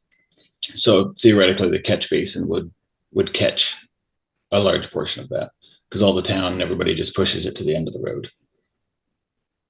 That's where all the snow goes. Okay. Other thoughts, questions? Patty Johnson here. I'd like to just echo maybe something Mason said at the very beginning of the meeting. Why? Why this parking? Why do we need more spaces? Why not fix the retaining wall in the back of the building? Why not get rid of the squirrels? I mean, I don't want to be emotional or, again, pride of ownership is really important to us. And why? So I don't even need an answer. It's just something for the board to think about. Thank you. Thank you all. Thanks, Patty. All right. Where are we at, folks? Meredith, can I ask a permit question? Can a permit be written to be approved on the condition of DPW's approval? Or does DPW need to weigh in and then the board reconvene and review it? And then, you know what I mean? Like if it can go both ways. Okay. It's up to the board. They can continue it until they hear DPW's comments if they feel that that's necessary, or they can approve it on condition of DPW signing off on the stormwater and any revised, erosion control plans. And then that's just a condition of the permit. That's how we issue the permit. And then if for some reason there's disagreement between you, you end up having to go back to the board for an amended permit. Okay. Thanks. So my inclination is to do something along those lines. I would ask the two people who wanted to specifically hear back from DPW if that would work for them. But I feel like if it made it conditional upon their approval, that they're, that takes care of the concern. They're not going to get their permit without DPW approval, which I think is the concern. Also, it's comforting for me to hear that Joe says he thinks that the plan sounds pretty good. Other thoughts? I'm willing to go along with that approach, Sharon. Okay, Brian. Oh yeah, I just had a quick question for Meredith, and forgive me because you may have already sent this and I just forgot about it. But next month, do we have 2 items or do we have 1? So I'm just thinking about if we punted, would it be really difficult to pick this up, or should we just make a proviso that says that this is conditional? But anyway, that was a question. Do we have 2 items next month? No. So I'm not gonna say next month. Your next meeting. Sorry, which is in 2 weeks. Yes. Yeah, that's okay. Your next meeting, which is in 2 weeks, there's 1 application. It's a sketch plan subdivision application. Okay. 2 parcel subdivision. That's kind of big. It's a lot to go through, but it's not, it's not a 20 lot subdivision. So that's good. Perfect. Yeah. So I'll just make clear what I'm thinking, although I guess everybody's already knows, is just to say, if we pause it here and we said, we know which direction we're leaning, but maybe we want to give time for that decision to come back first, and then we still will have ample time to possibly do a quick review at the next meeting without overloading ourselves. So maybe I should make a motion at this point to revisit this at the next meeting, provided there's a decision from DPW. So what's the advantage there in terms of not making it, using the conditional form, so saying this permit is approved based on DPW coming through and approving what they put in there. I mean, to me, that just shortens the process for everybody and it accomplishes the same thing. But if there's some question about that, I'm not trying to cut anybody out. Alex?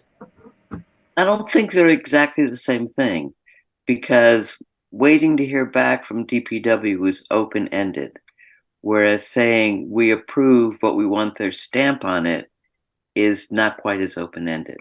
Just as a matter of, logic and framing. But do you have a preference? My preference would be to continue. Meredith, if we were to do it the non-continuation way, what from DPW would actually cancel the permit or require a reapproval? Basically, if the applicant and DPW fail to agree on a plan, it's basically in violation of the condition, and probably I would just say, okay, and basically have you guys make a motion to maybe reopen it, or it'd be an application to amend the permit to come back to you because they're disagreeing with DPW. Probably it would be an application coming back to the board to amend it, because otherwise it's a violation of the condition. And they don't want me to just issue. They wouldn't be able to do the project, right? Right. Okay. Right. Got a bunch of people here interested in talking. Okay, well, real quick, then my preference would be to not continue and to just add that condition. Okay, Rob? Yeah, I've got, I guess, a concern and a suggested motion. To move things along, I'm going to make the motion and we can discuss it, throw it out, reject it, do what we want to do. So my motion would be to continue to the next meeting. That gives Public Works 2 weeks to review, come back, we can see the plan. That's not my concern, I think.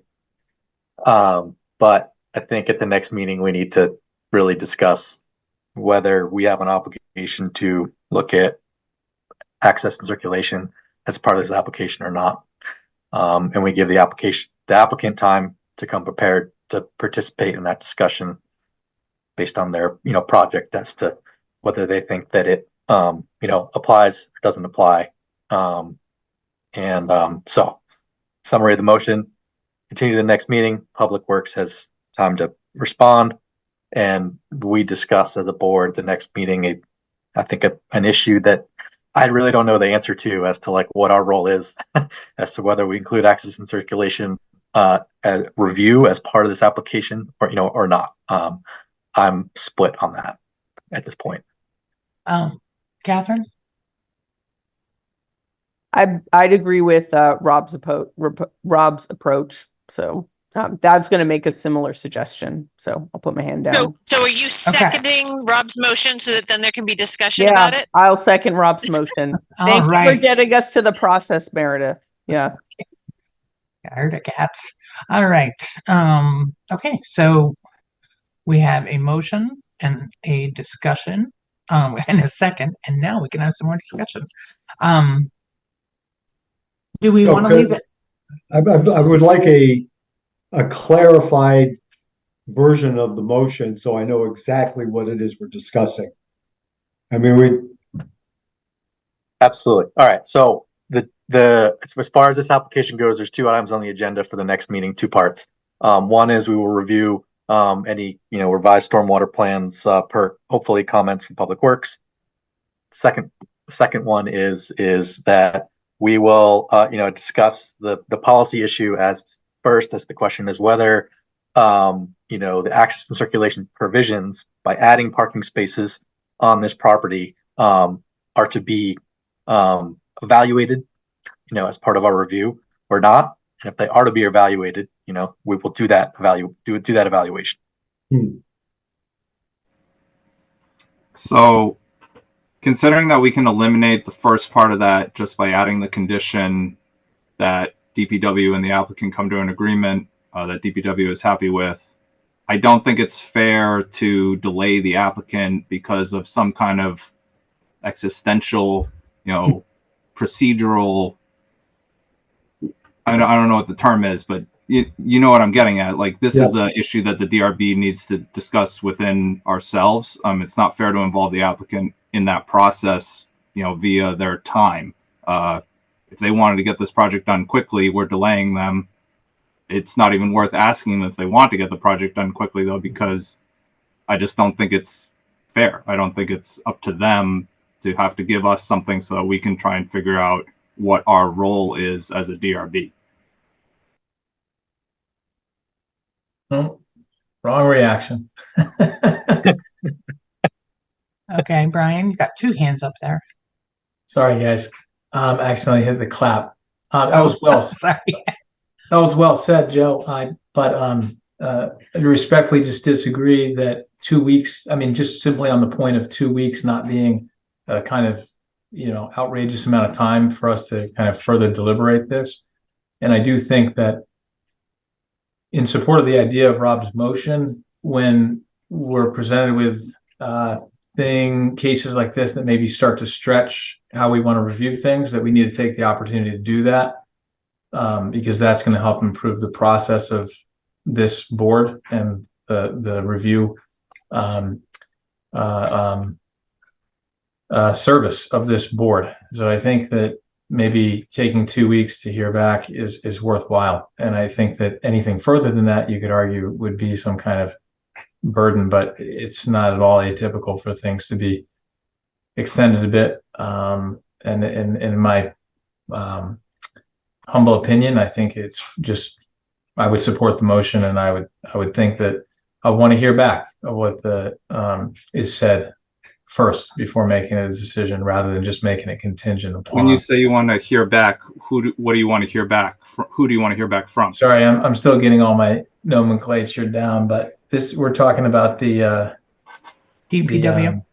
DPW. Thank you. Sorry, I said it earlier, but I'm a little confused here. My question is, if Kurt says good to go, what is the discussion and what are you going to review that you haven't already seen? So if Kurt tomorrow says, thumbs up, I love it, what are you reviewing again? That was my question as well. Like, what are we actually looking at? I understand everybody has a bunch of random questions, but I am so lost in this 2-hour meeting of what you guys really want that I'm very confused. I mean, there's an engineered plan. The amount of runoff that changed from the existing conditions today to when we add those is a percentage difference. If DPW approves it tomorrow, the conversation we're going to have is the same one we're having tonight, or is there a question that you haven't asked yet? Because I am super confused on where else this can go. All right, Lucky, maybe I can help you with that. I think that we do have a couple of different issues, and maybe that's why it's confusing for you. Definitely the DPW has to come back with an okay. Yeah. That is certainly included in whatever we do here tonight. Meredith made the decision to talk that she felt like the regulation that this fell under did not include access and circulation. The board could, at this point, decide that that's not true, and that we need to consider access and circulation. And I think what you're hearing here is some varying points of view from varying board members about how we want to deal with that. Whoa, so you will have clarity before you go.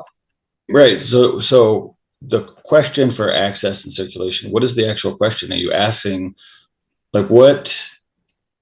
Everybody keeps saying that, but what's the actual concern or question of that? Like, what access and circulation are you looking to see? Meredith, if you could briefly, I'm sorry, Alex, did you want to speak? I was just going to ask a question that has been on my mind. So you're proposing 22 parking spaces. Are there 22 cars now parking in the more limited area? Well, I don't know exactly how many vehicles, but the current space utilizes The current tenants utilize the current space. I'm sure that's true. That's not the question, though. The question is whether there would be additional the circulation question is whether if you build it, they will come, right? If there are more parking places, will there be more traffic? Well, no, because the housing, it's a dead end street. The housing, that's why I'm confused. The housing changed. People could park on Berry Street, people could park on Stonecutters Way, people could park behind City Hall, which would be the best place for this location. But to your point, they could do that. So like, I just don't understand how to answer that. The parking, it's a dead end street and that's private property. So the parking is utilized for the tenants and there is no additional housing units for that spot. So essentially our goal is to allow more available room for the current tenants that use the existing smaller space. So what I'm hearing is that we, the board, are caught in this dilemma between how parking and circulation are defined in relation to residential units and other matters of circulation in particular environments. Right, but my question to the board is, what circulation? Where are the additional, what are you seeing coming? Okay. Let's see if we can get a little clarity here. Meredith, I'm going to let you go first with great hopes. Sorry. that laugh was a little off kilter. So, first, this is not a conditional use application. This is not a subdivision application. The board is not being asked to determine how traffic circulation throughout the city will change by this. That is outside of the purview. That is in conditional use. That is in subdivision only.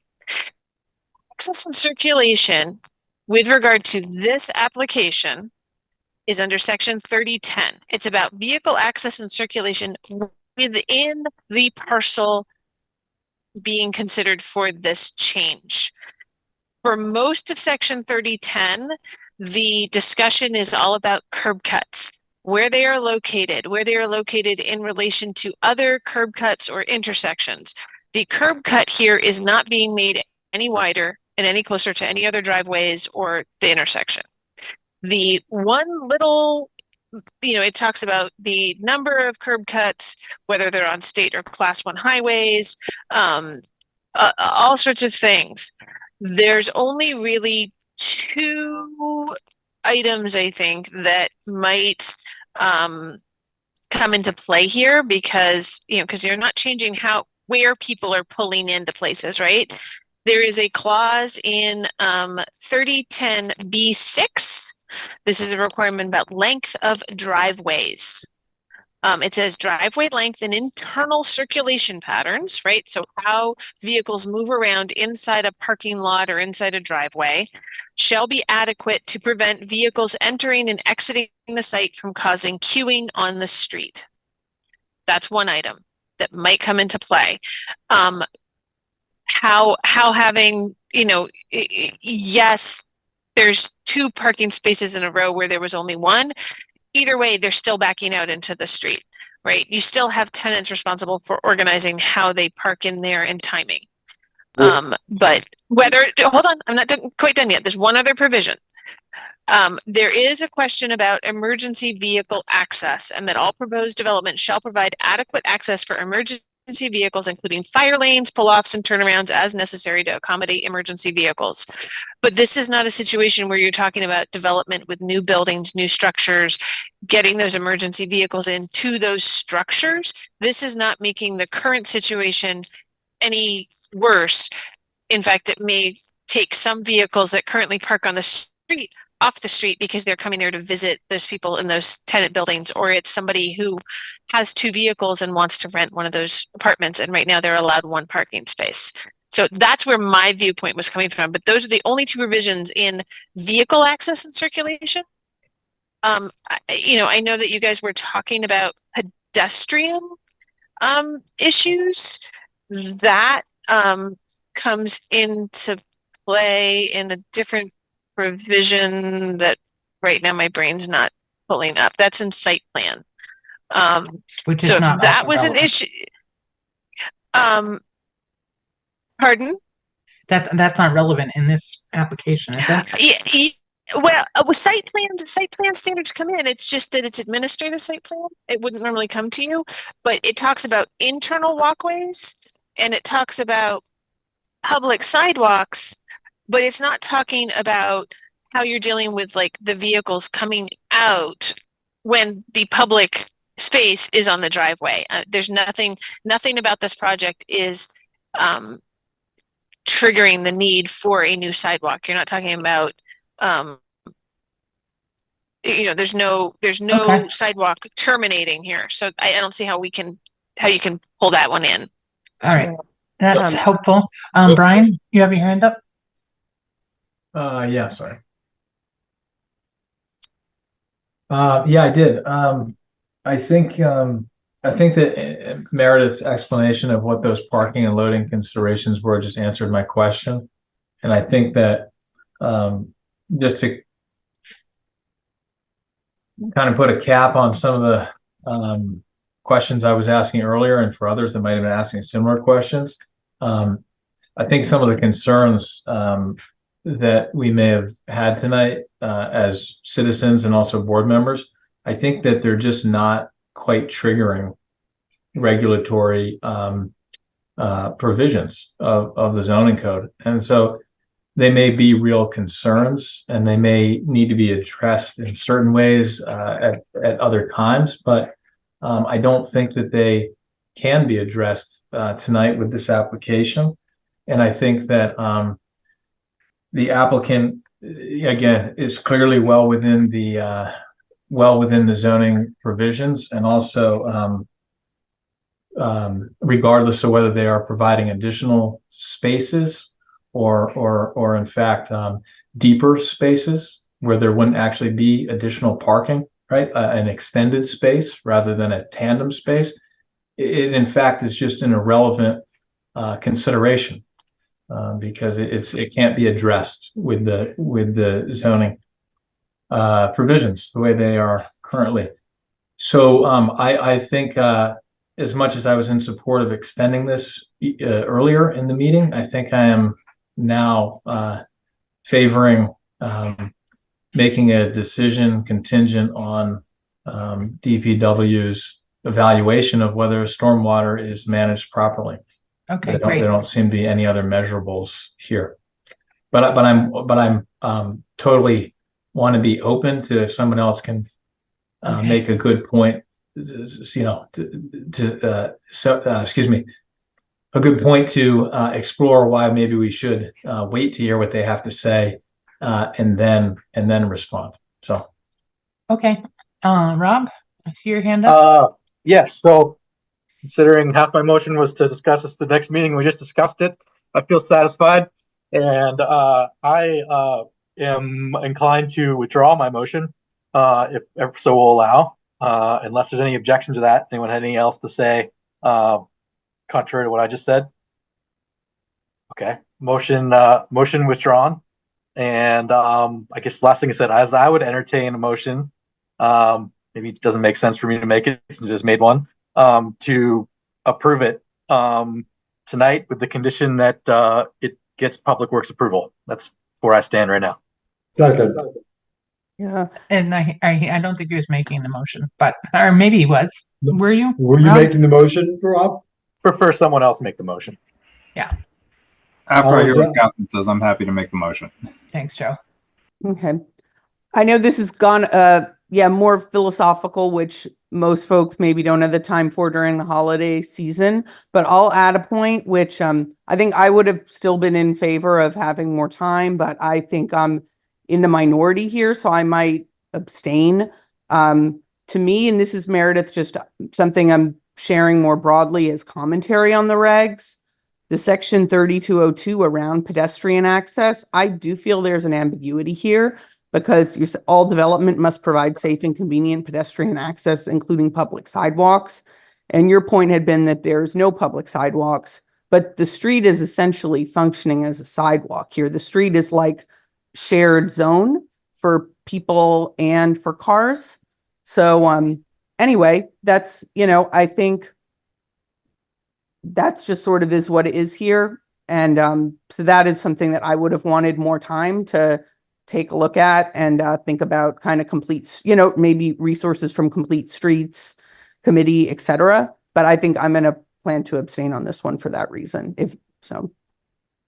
Okay. So, Brian, did you have another comment? Yeah, it's very Okay. quick, and it's just to kind of piggyback on what Catherine said, and it's kind of like I think that I have a question, which is kind of to maybe inform the regs in the future if there's something that I'm missing or that is missing in some kind of the regs, but just this notion of like street length, public access, and then density of ratio or density of parking spaces to the size of the street. And, just for folks to think about in the interim, because this is something that we've been talking all around tonight, is like the amount of density that's now going to be on this street. But I realize it's not a bullet point that we can address, but I think for the future, it's maybe something to think about. So a comment for the regs. There's a lot in the regulations about density and parking and access and what tips it off and what doesn't tip it off, so that I would encourage us to, maybe we can look to Meredith to kind of highlight some of that stuff for us, but I feel like there's a lot of information in our current regulations about those things. So I definitely see where we need a little philosophical discussion, but I don't think that holding up this applicant on it makes too much sense. But thank you. Yeah. Well, Meredith. All right, Sharon, I completely agree with you, and I'm just trying to maybe bring this full circle for everybody, including Joe, who's very tired, and I am too, because I have other things to do tonight. Part of this process, I think, is also about hearing everyone's comments in the arena, including those from the public, which may not be easy to address.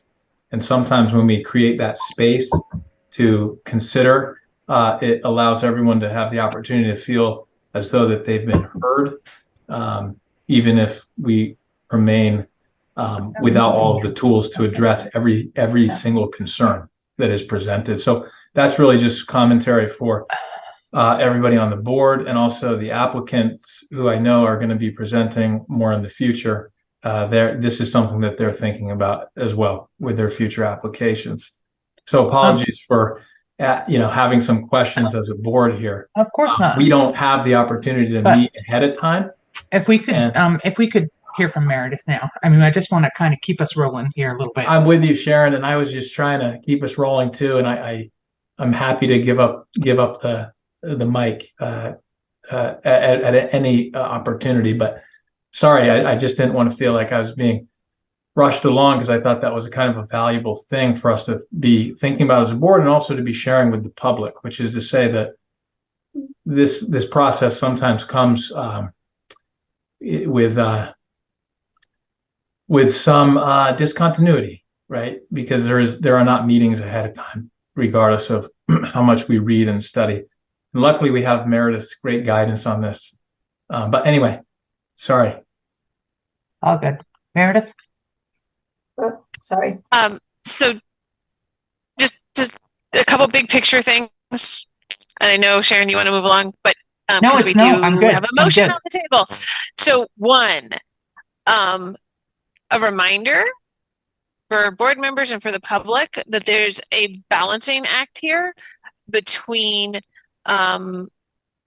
project impact and when the zoning regulations require that private property owners and private developers start putting in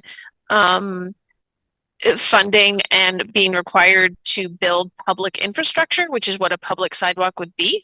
So that's item number one. And so there are trigger points. If there was a public sidewalk that abutted this parcel, there would be a question about whether a new sidewalk should be added. I do know that putting a sidewalk immediately behind a parking lot where people are backing out onto the road is not something that DPW would be asking to do. They would actually have to probably try and put it on the other side of the road. And then you have to reduce the road to put that public sidewalk in. two, there is a push to make sure that that complete streets study and the plan, all of that schedule of when the city is triggered to start adding the public infrastructure gets tied into our zoning regs. That's not going to come in this next zoning change coming in hopefully by February, because there just hasn't been enough time to make that mesh properly with our current zoning regs. But the bigger picture of being able to look at those plans and figure out when, make it easier for the board to determine when a new development is going to require changes and adds of, more pedestrian safety that's public. Hopefully that will be easier for you in the future, in the not too distant future, by linking those documents and the policy with the regulations. Great. Patty, I see your hand is up. Yeah, thank you. I just want to invite you all to come take a walk over here and take a look at the road and think about maybe your 5-year-old neighbor living next door. But I also just wonder why it's hard for me to believe that this project is going to happen in the month of February, that paving and lines are going to go down. So maybe you have a little time to do a little research on safety. And I just appreciate you all. And, but again, it's a safety issue. Thank you. Thanks for your input, Patty. If there's nothing else, I would like to suggest a motion. Motion to grant minor site plan approval to add 10 parking spaces to an existing parking lot that involves slopes of greater than 30% at 18 Downing Street, parcel 175.0180000, as presented in application Z 2023-0137 and supporting and supplemental materials on the condition of approval from DPW. I'll second that motion. Further discussion? I'm sorry, I'm going to interrupt Sharon. Alicia, is it still 10 new parking spaces with the revised ADA spots? Oh, did we lose Alicia? Nope. No, I'm here. No, there's just. So you revised things. So is it still 10 new? It will be 9 new parking spaces because we had to remove one for an access aisle. Yep. Thank you. I'm amending my motion to include 9 parking spaces, not 10.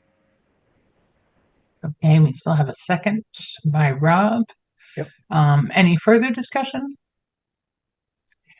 And sorry, Sharon, I did want to have just add one thing to discussion and just so it's clearly on the record. I think that we just make sure in our findings we spell out sort of why we did not go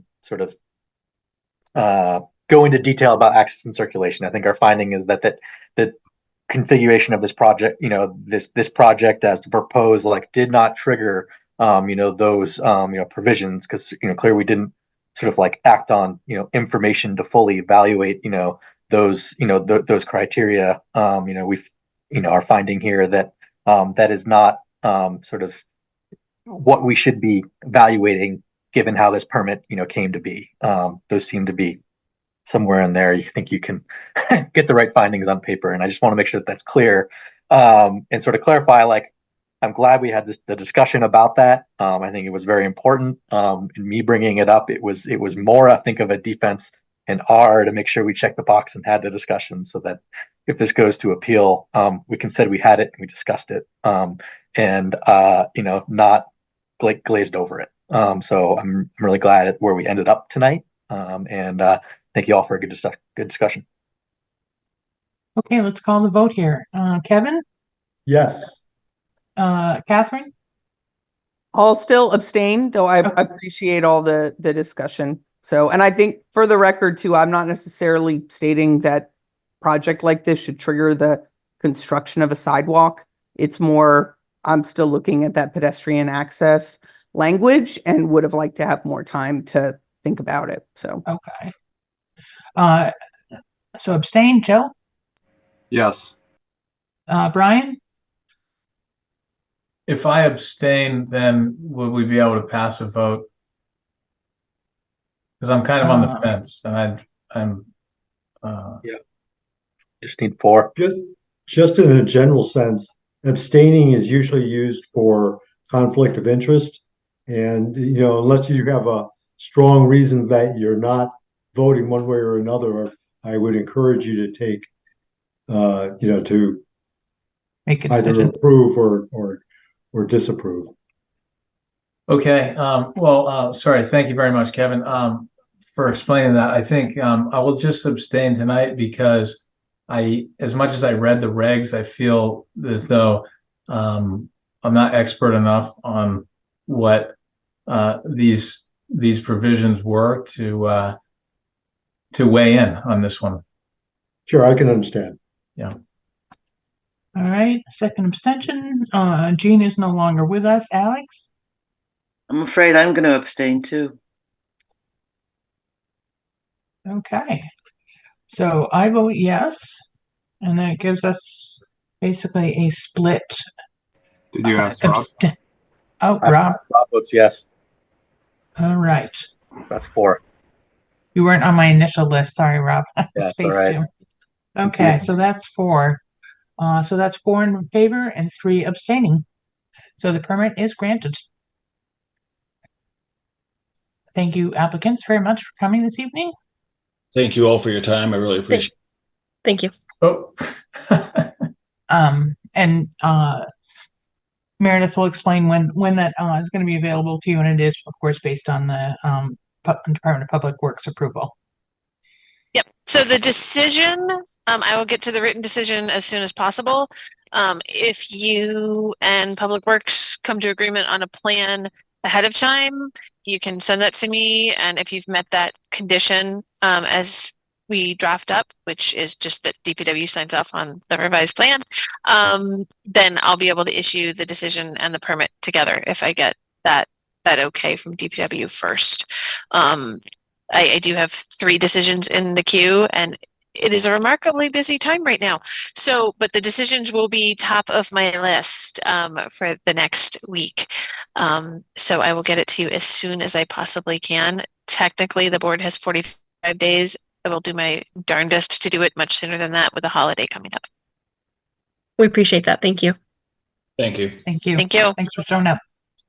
Have a good evening.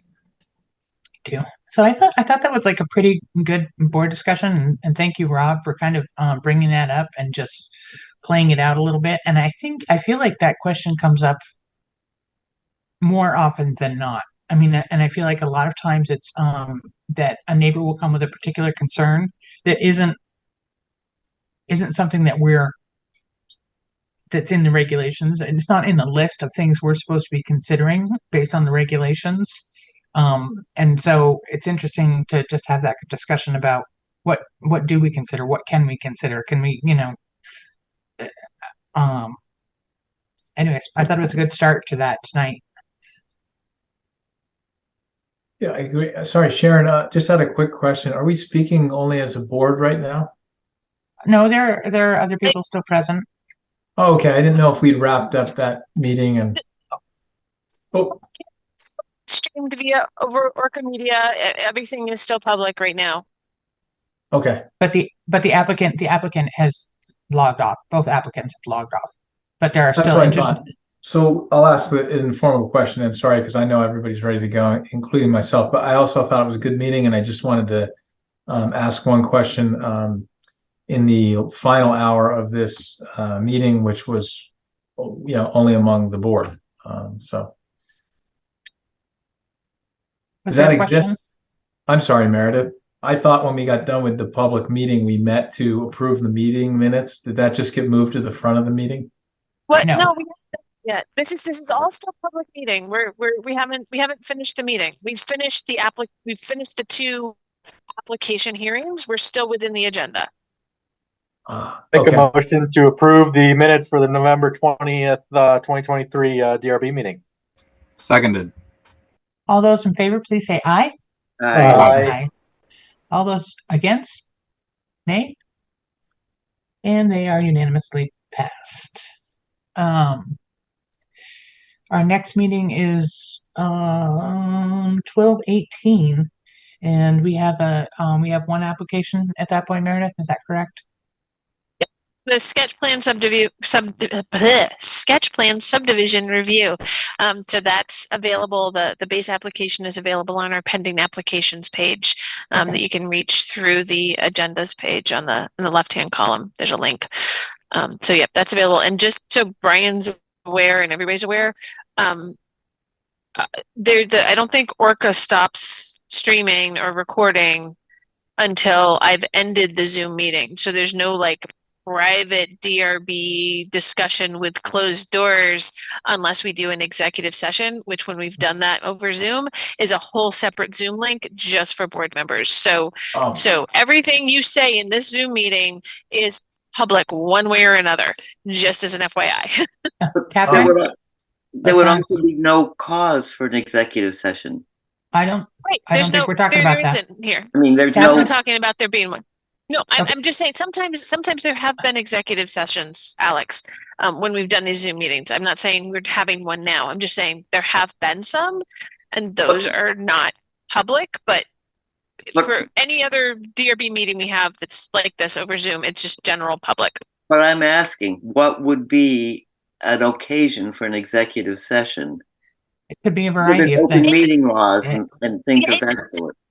I use executive session. It's deliberative session. So there are times when the board has gone into a deliberative separate session to hash out the condition, the decision, the motion, and figure out which conditions apply. There have been some complicated applications where the board has gone into deliberative session where I open a separate Zoom link after the public part is over and they go into that. But we haven't done those in quite some time. Catherine, did you have a comment? Oh, it's all good. We've moved on. Okay. No. Okay. I mean, we could, I think we've done one deliberative session, I think, since I joined the board. And I kind of forget what the topic was on, but it was, it's an opportunity to not to hash through things sometimes. I know that Rob had wanted to maybe do that, I think, with our rules and procedures or something. Rob, do I have that right? Where we did a deliberative session or something where we were sort of off the record and just kind of hashing things out. So that's another reason to do it. Back during the beginning of the COVID restrictions, we went into deliberative session virtually for all decisions. And we did that for what, about a year and a half? Yeah, and I think it was in part because people weren't used to figuring out how to do the motions and work out the conditions remotely. We were used to everybody being in the same room. That's right.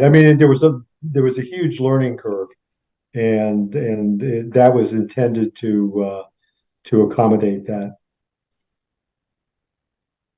My personal opinion on deliberative sessions is that I love to do as much as we possibly can in the public room. I think it's just so important for them to see our process and that we don't always all agree and that we are considering different perspectives. And so, I can see where problems might be knotty enough or difficult, that you might want a deliberative session, but if we can, doing it out here is good.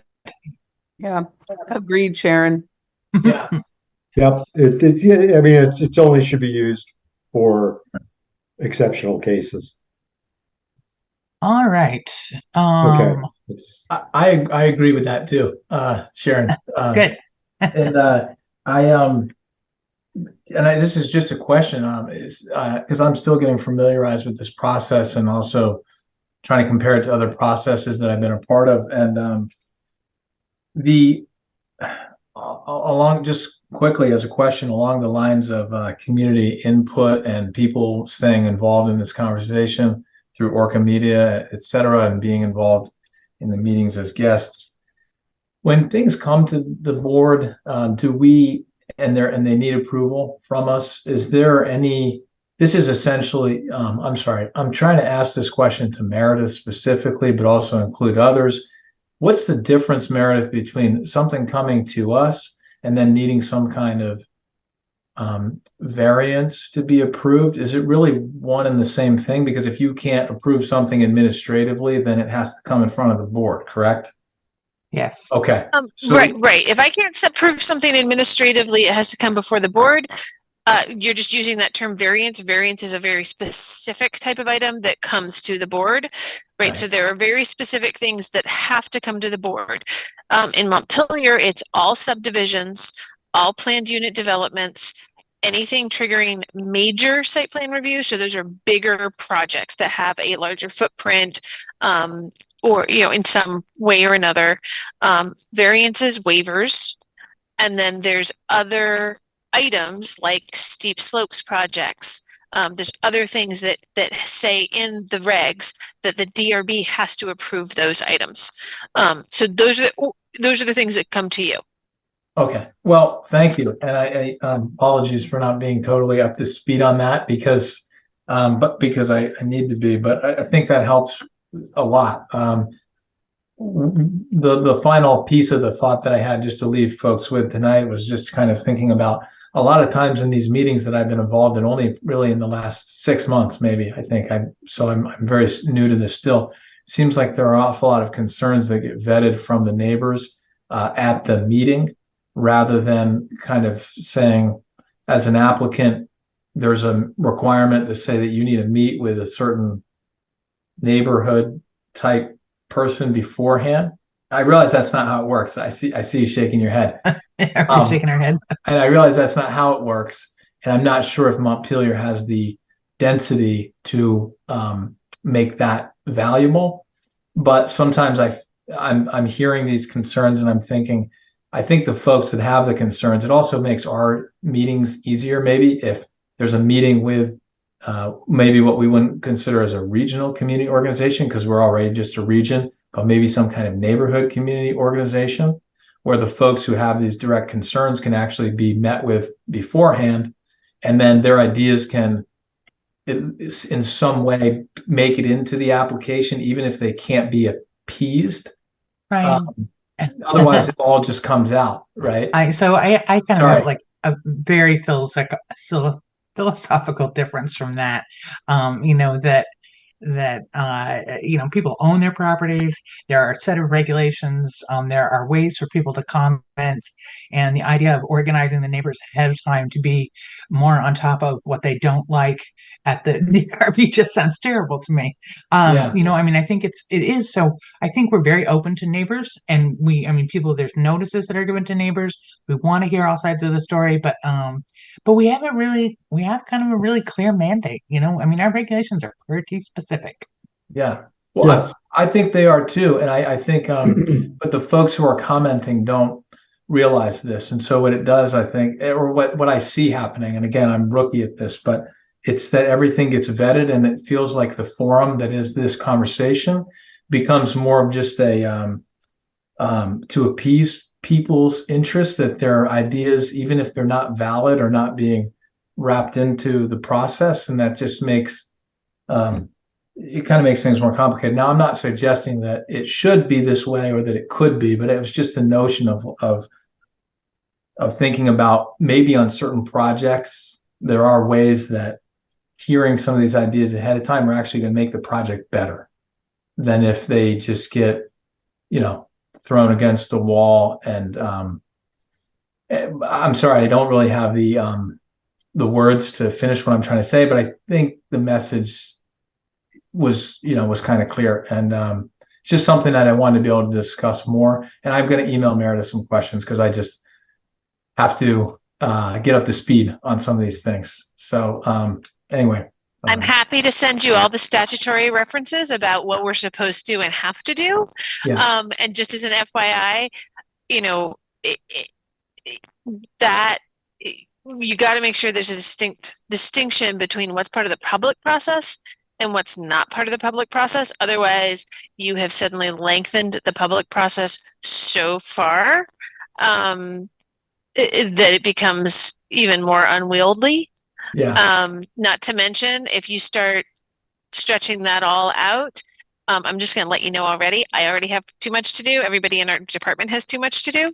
And the city's already, budget crunched. It's not like they're going to hire another one of me. So, there comes to be a point where you have to find that balance between providing the public opportunity and notice and comment, and not making the process so difficult that you start having more holes, or making things take so long that just nothing happens. There's a balance there. I mean, that's going and getting a whole planning degree, right? So, feel free to send me specific questions. I'm happy to point you to where I can. There is nothing that says that an applicant can't go and reach out to their neighbors. We are happy to provide people with, all that contact information that we pull when we send out those public notices. If they want to do that and reach out separately and organize their own meetings, they're free to. And there used to be what was the CAN something neighborhood network? Yeah. That was a thing here in Montpelier. It's had its ups and downs on how well that organization holds together.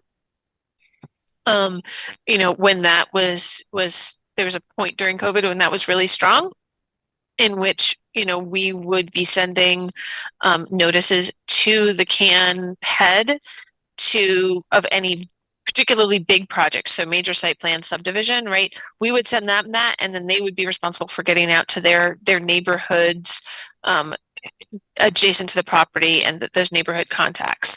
But that whole system kind of fell apart. So we couldn't do that anymore. That was sort of a extra policy thing we had in place outside of what's statutorily required. But that without that network, we can't do that anymore. So we do our best to try and meet that, but we also already do as much as we possibly can within the statute and our regulations. I think the other thing you need to be aware of is that the planning process is honestly a great place to bring up a lot of these issues where if you don't feel like people, like you wanted to make a change in the process of how we dealt with this, then the planning commission is where you want to go with this. Like I think the regulations should be more reflective of citizen input. That's a planning thing. That's not something we can just kind of whip off here, So another great way for people to be involved in the process, both kind of on our level here and as just neighbors and stuff like that, is organizing towards getting the planning commission to make regulations that reflect their values. I'll do +1 on Sharon's point on planning commission versus DRB. And then one other thing, just for process is we're all, talking about the process. I think for the larger projects, we do often, we see them in sketch plan, or a site owner can make the decision to do sketch plan to have more of a community conversation as well as get input from the board before moving forward. And I think I've been on the board like 2 years. Something I think that I've seen more of than I expected is like not just immediate neighbors coming to the hearings. Like it's public for the whole community. And I think it's beneficial where there's involvement beyond immediate neighbors. Because then it's back to the zoning and the process as opposed to only being about the one site. So I have to say that one of the things that strikes me about this application is that it's anomalous in relation to the zoning. All the talk about sidewalks doesn't make any sense. But the fact is, the street is used as a sidewalk, so there's this anomaly in relation to the zoning regs. And there's a lot of those anomalies in Montpelier, and I don't know how they could ever be dealt with by a standardized set of regulations. And maybe that's something to take to the Planning Commission, but I'm sure they wouldn't like it. Circulate the whole complete streets trigger points for DPW and putting in sidewalks, because one of the classes of roads is one where there are no sidewalks and it basically is the pedestrian way. So I'll try and recirculate that again, because I think the last time I circulated that we didn't have the same configuration of board members that we do now. That might be helpful for you. I got a motion and one comment first. Just a reminder, I think that just when there's a motion on the table, let's try and keep it to like there's discussion on the motion. It's not time to continue to ask questions unless it's like a point of process, you're unsure about what's going on. I think it's good to just make the motion, saying this because I've been in the chair shoes and I know how much easier it is to like, monitor a discussion on a specific motion. You take care of it. We move on to the next. If we vote down a motion, it doesn't matter, but it's better to just like have the organized discussion and talking about the public. That's, the best thing we can do for the public is make it an organized discussion where the issues can be followed easily. So I a motion to adjourn, but would welcome any discussion on the motion. I'll second, but discussion is fine. I'm good. Can I call the question? The question? On the motion. Sure. No, Never I guess I'm mind. confused Never at mind. what you're doing. It's like, It's we just have a motion. That happens when you get tired at into this the point. third hour. We- Robert's we have a- Rules of Order floating around in my head. So we have a motion on the floor, and then we have a second. Is there any further discussion? All those in favor of adjourning, please say aye. Aye. Aye. Good night, everybody. Yeah, everybody. It's been Thank you. a pleasure. Bye.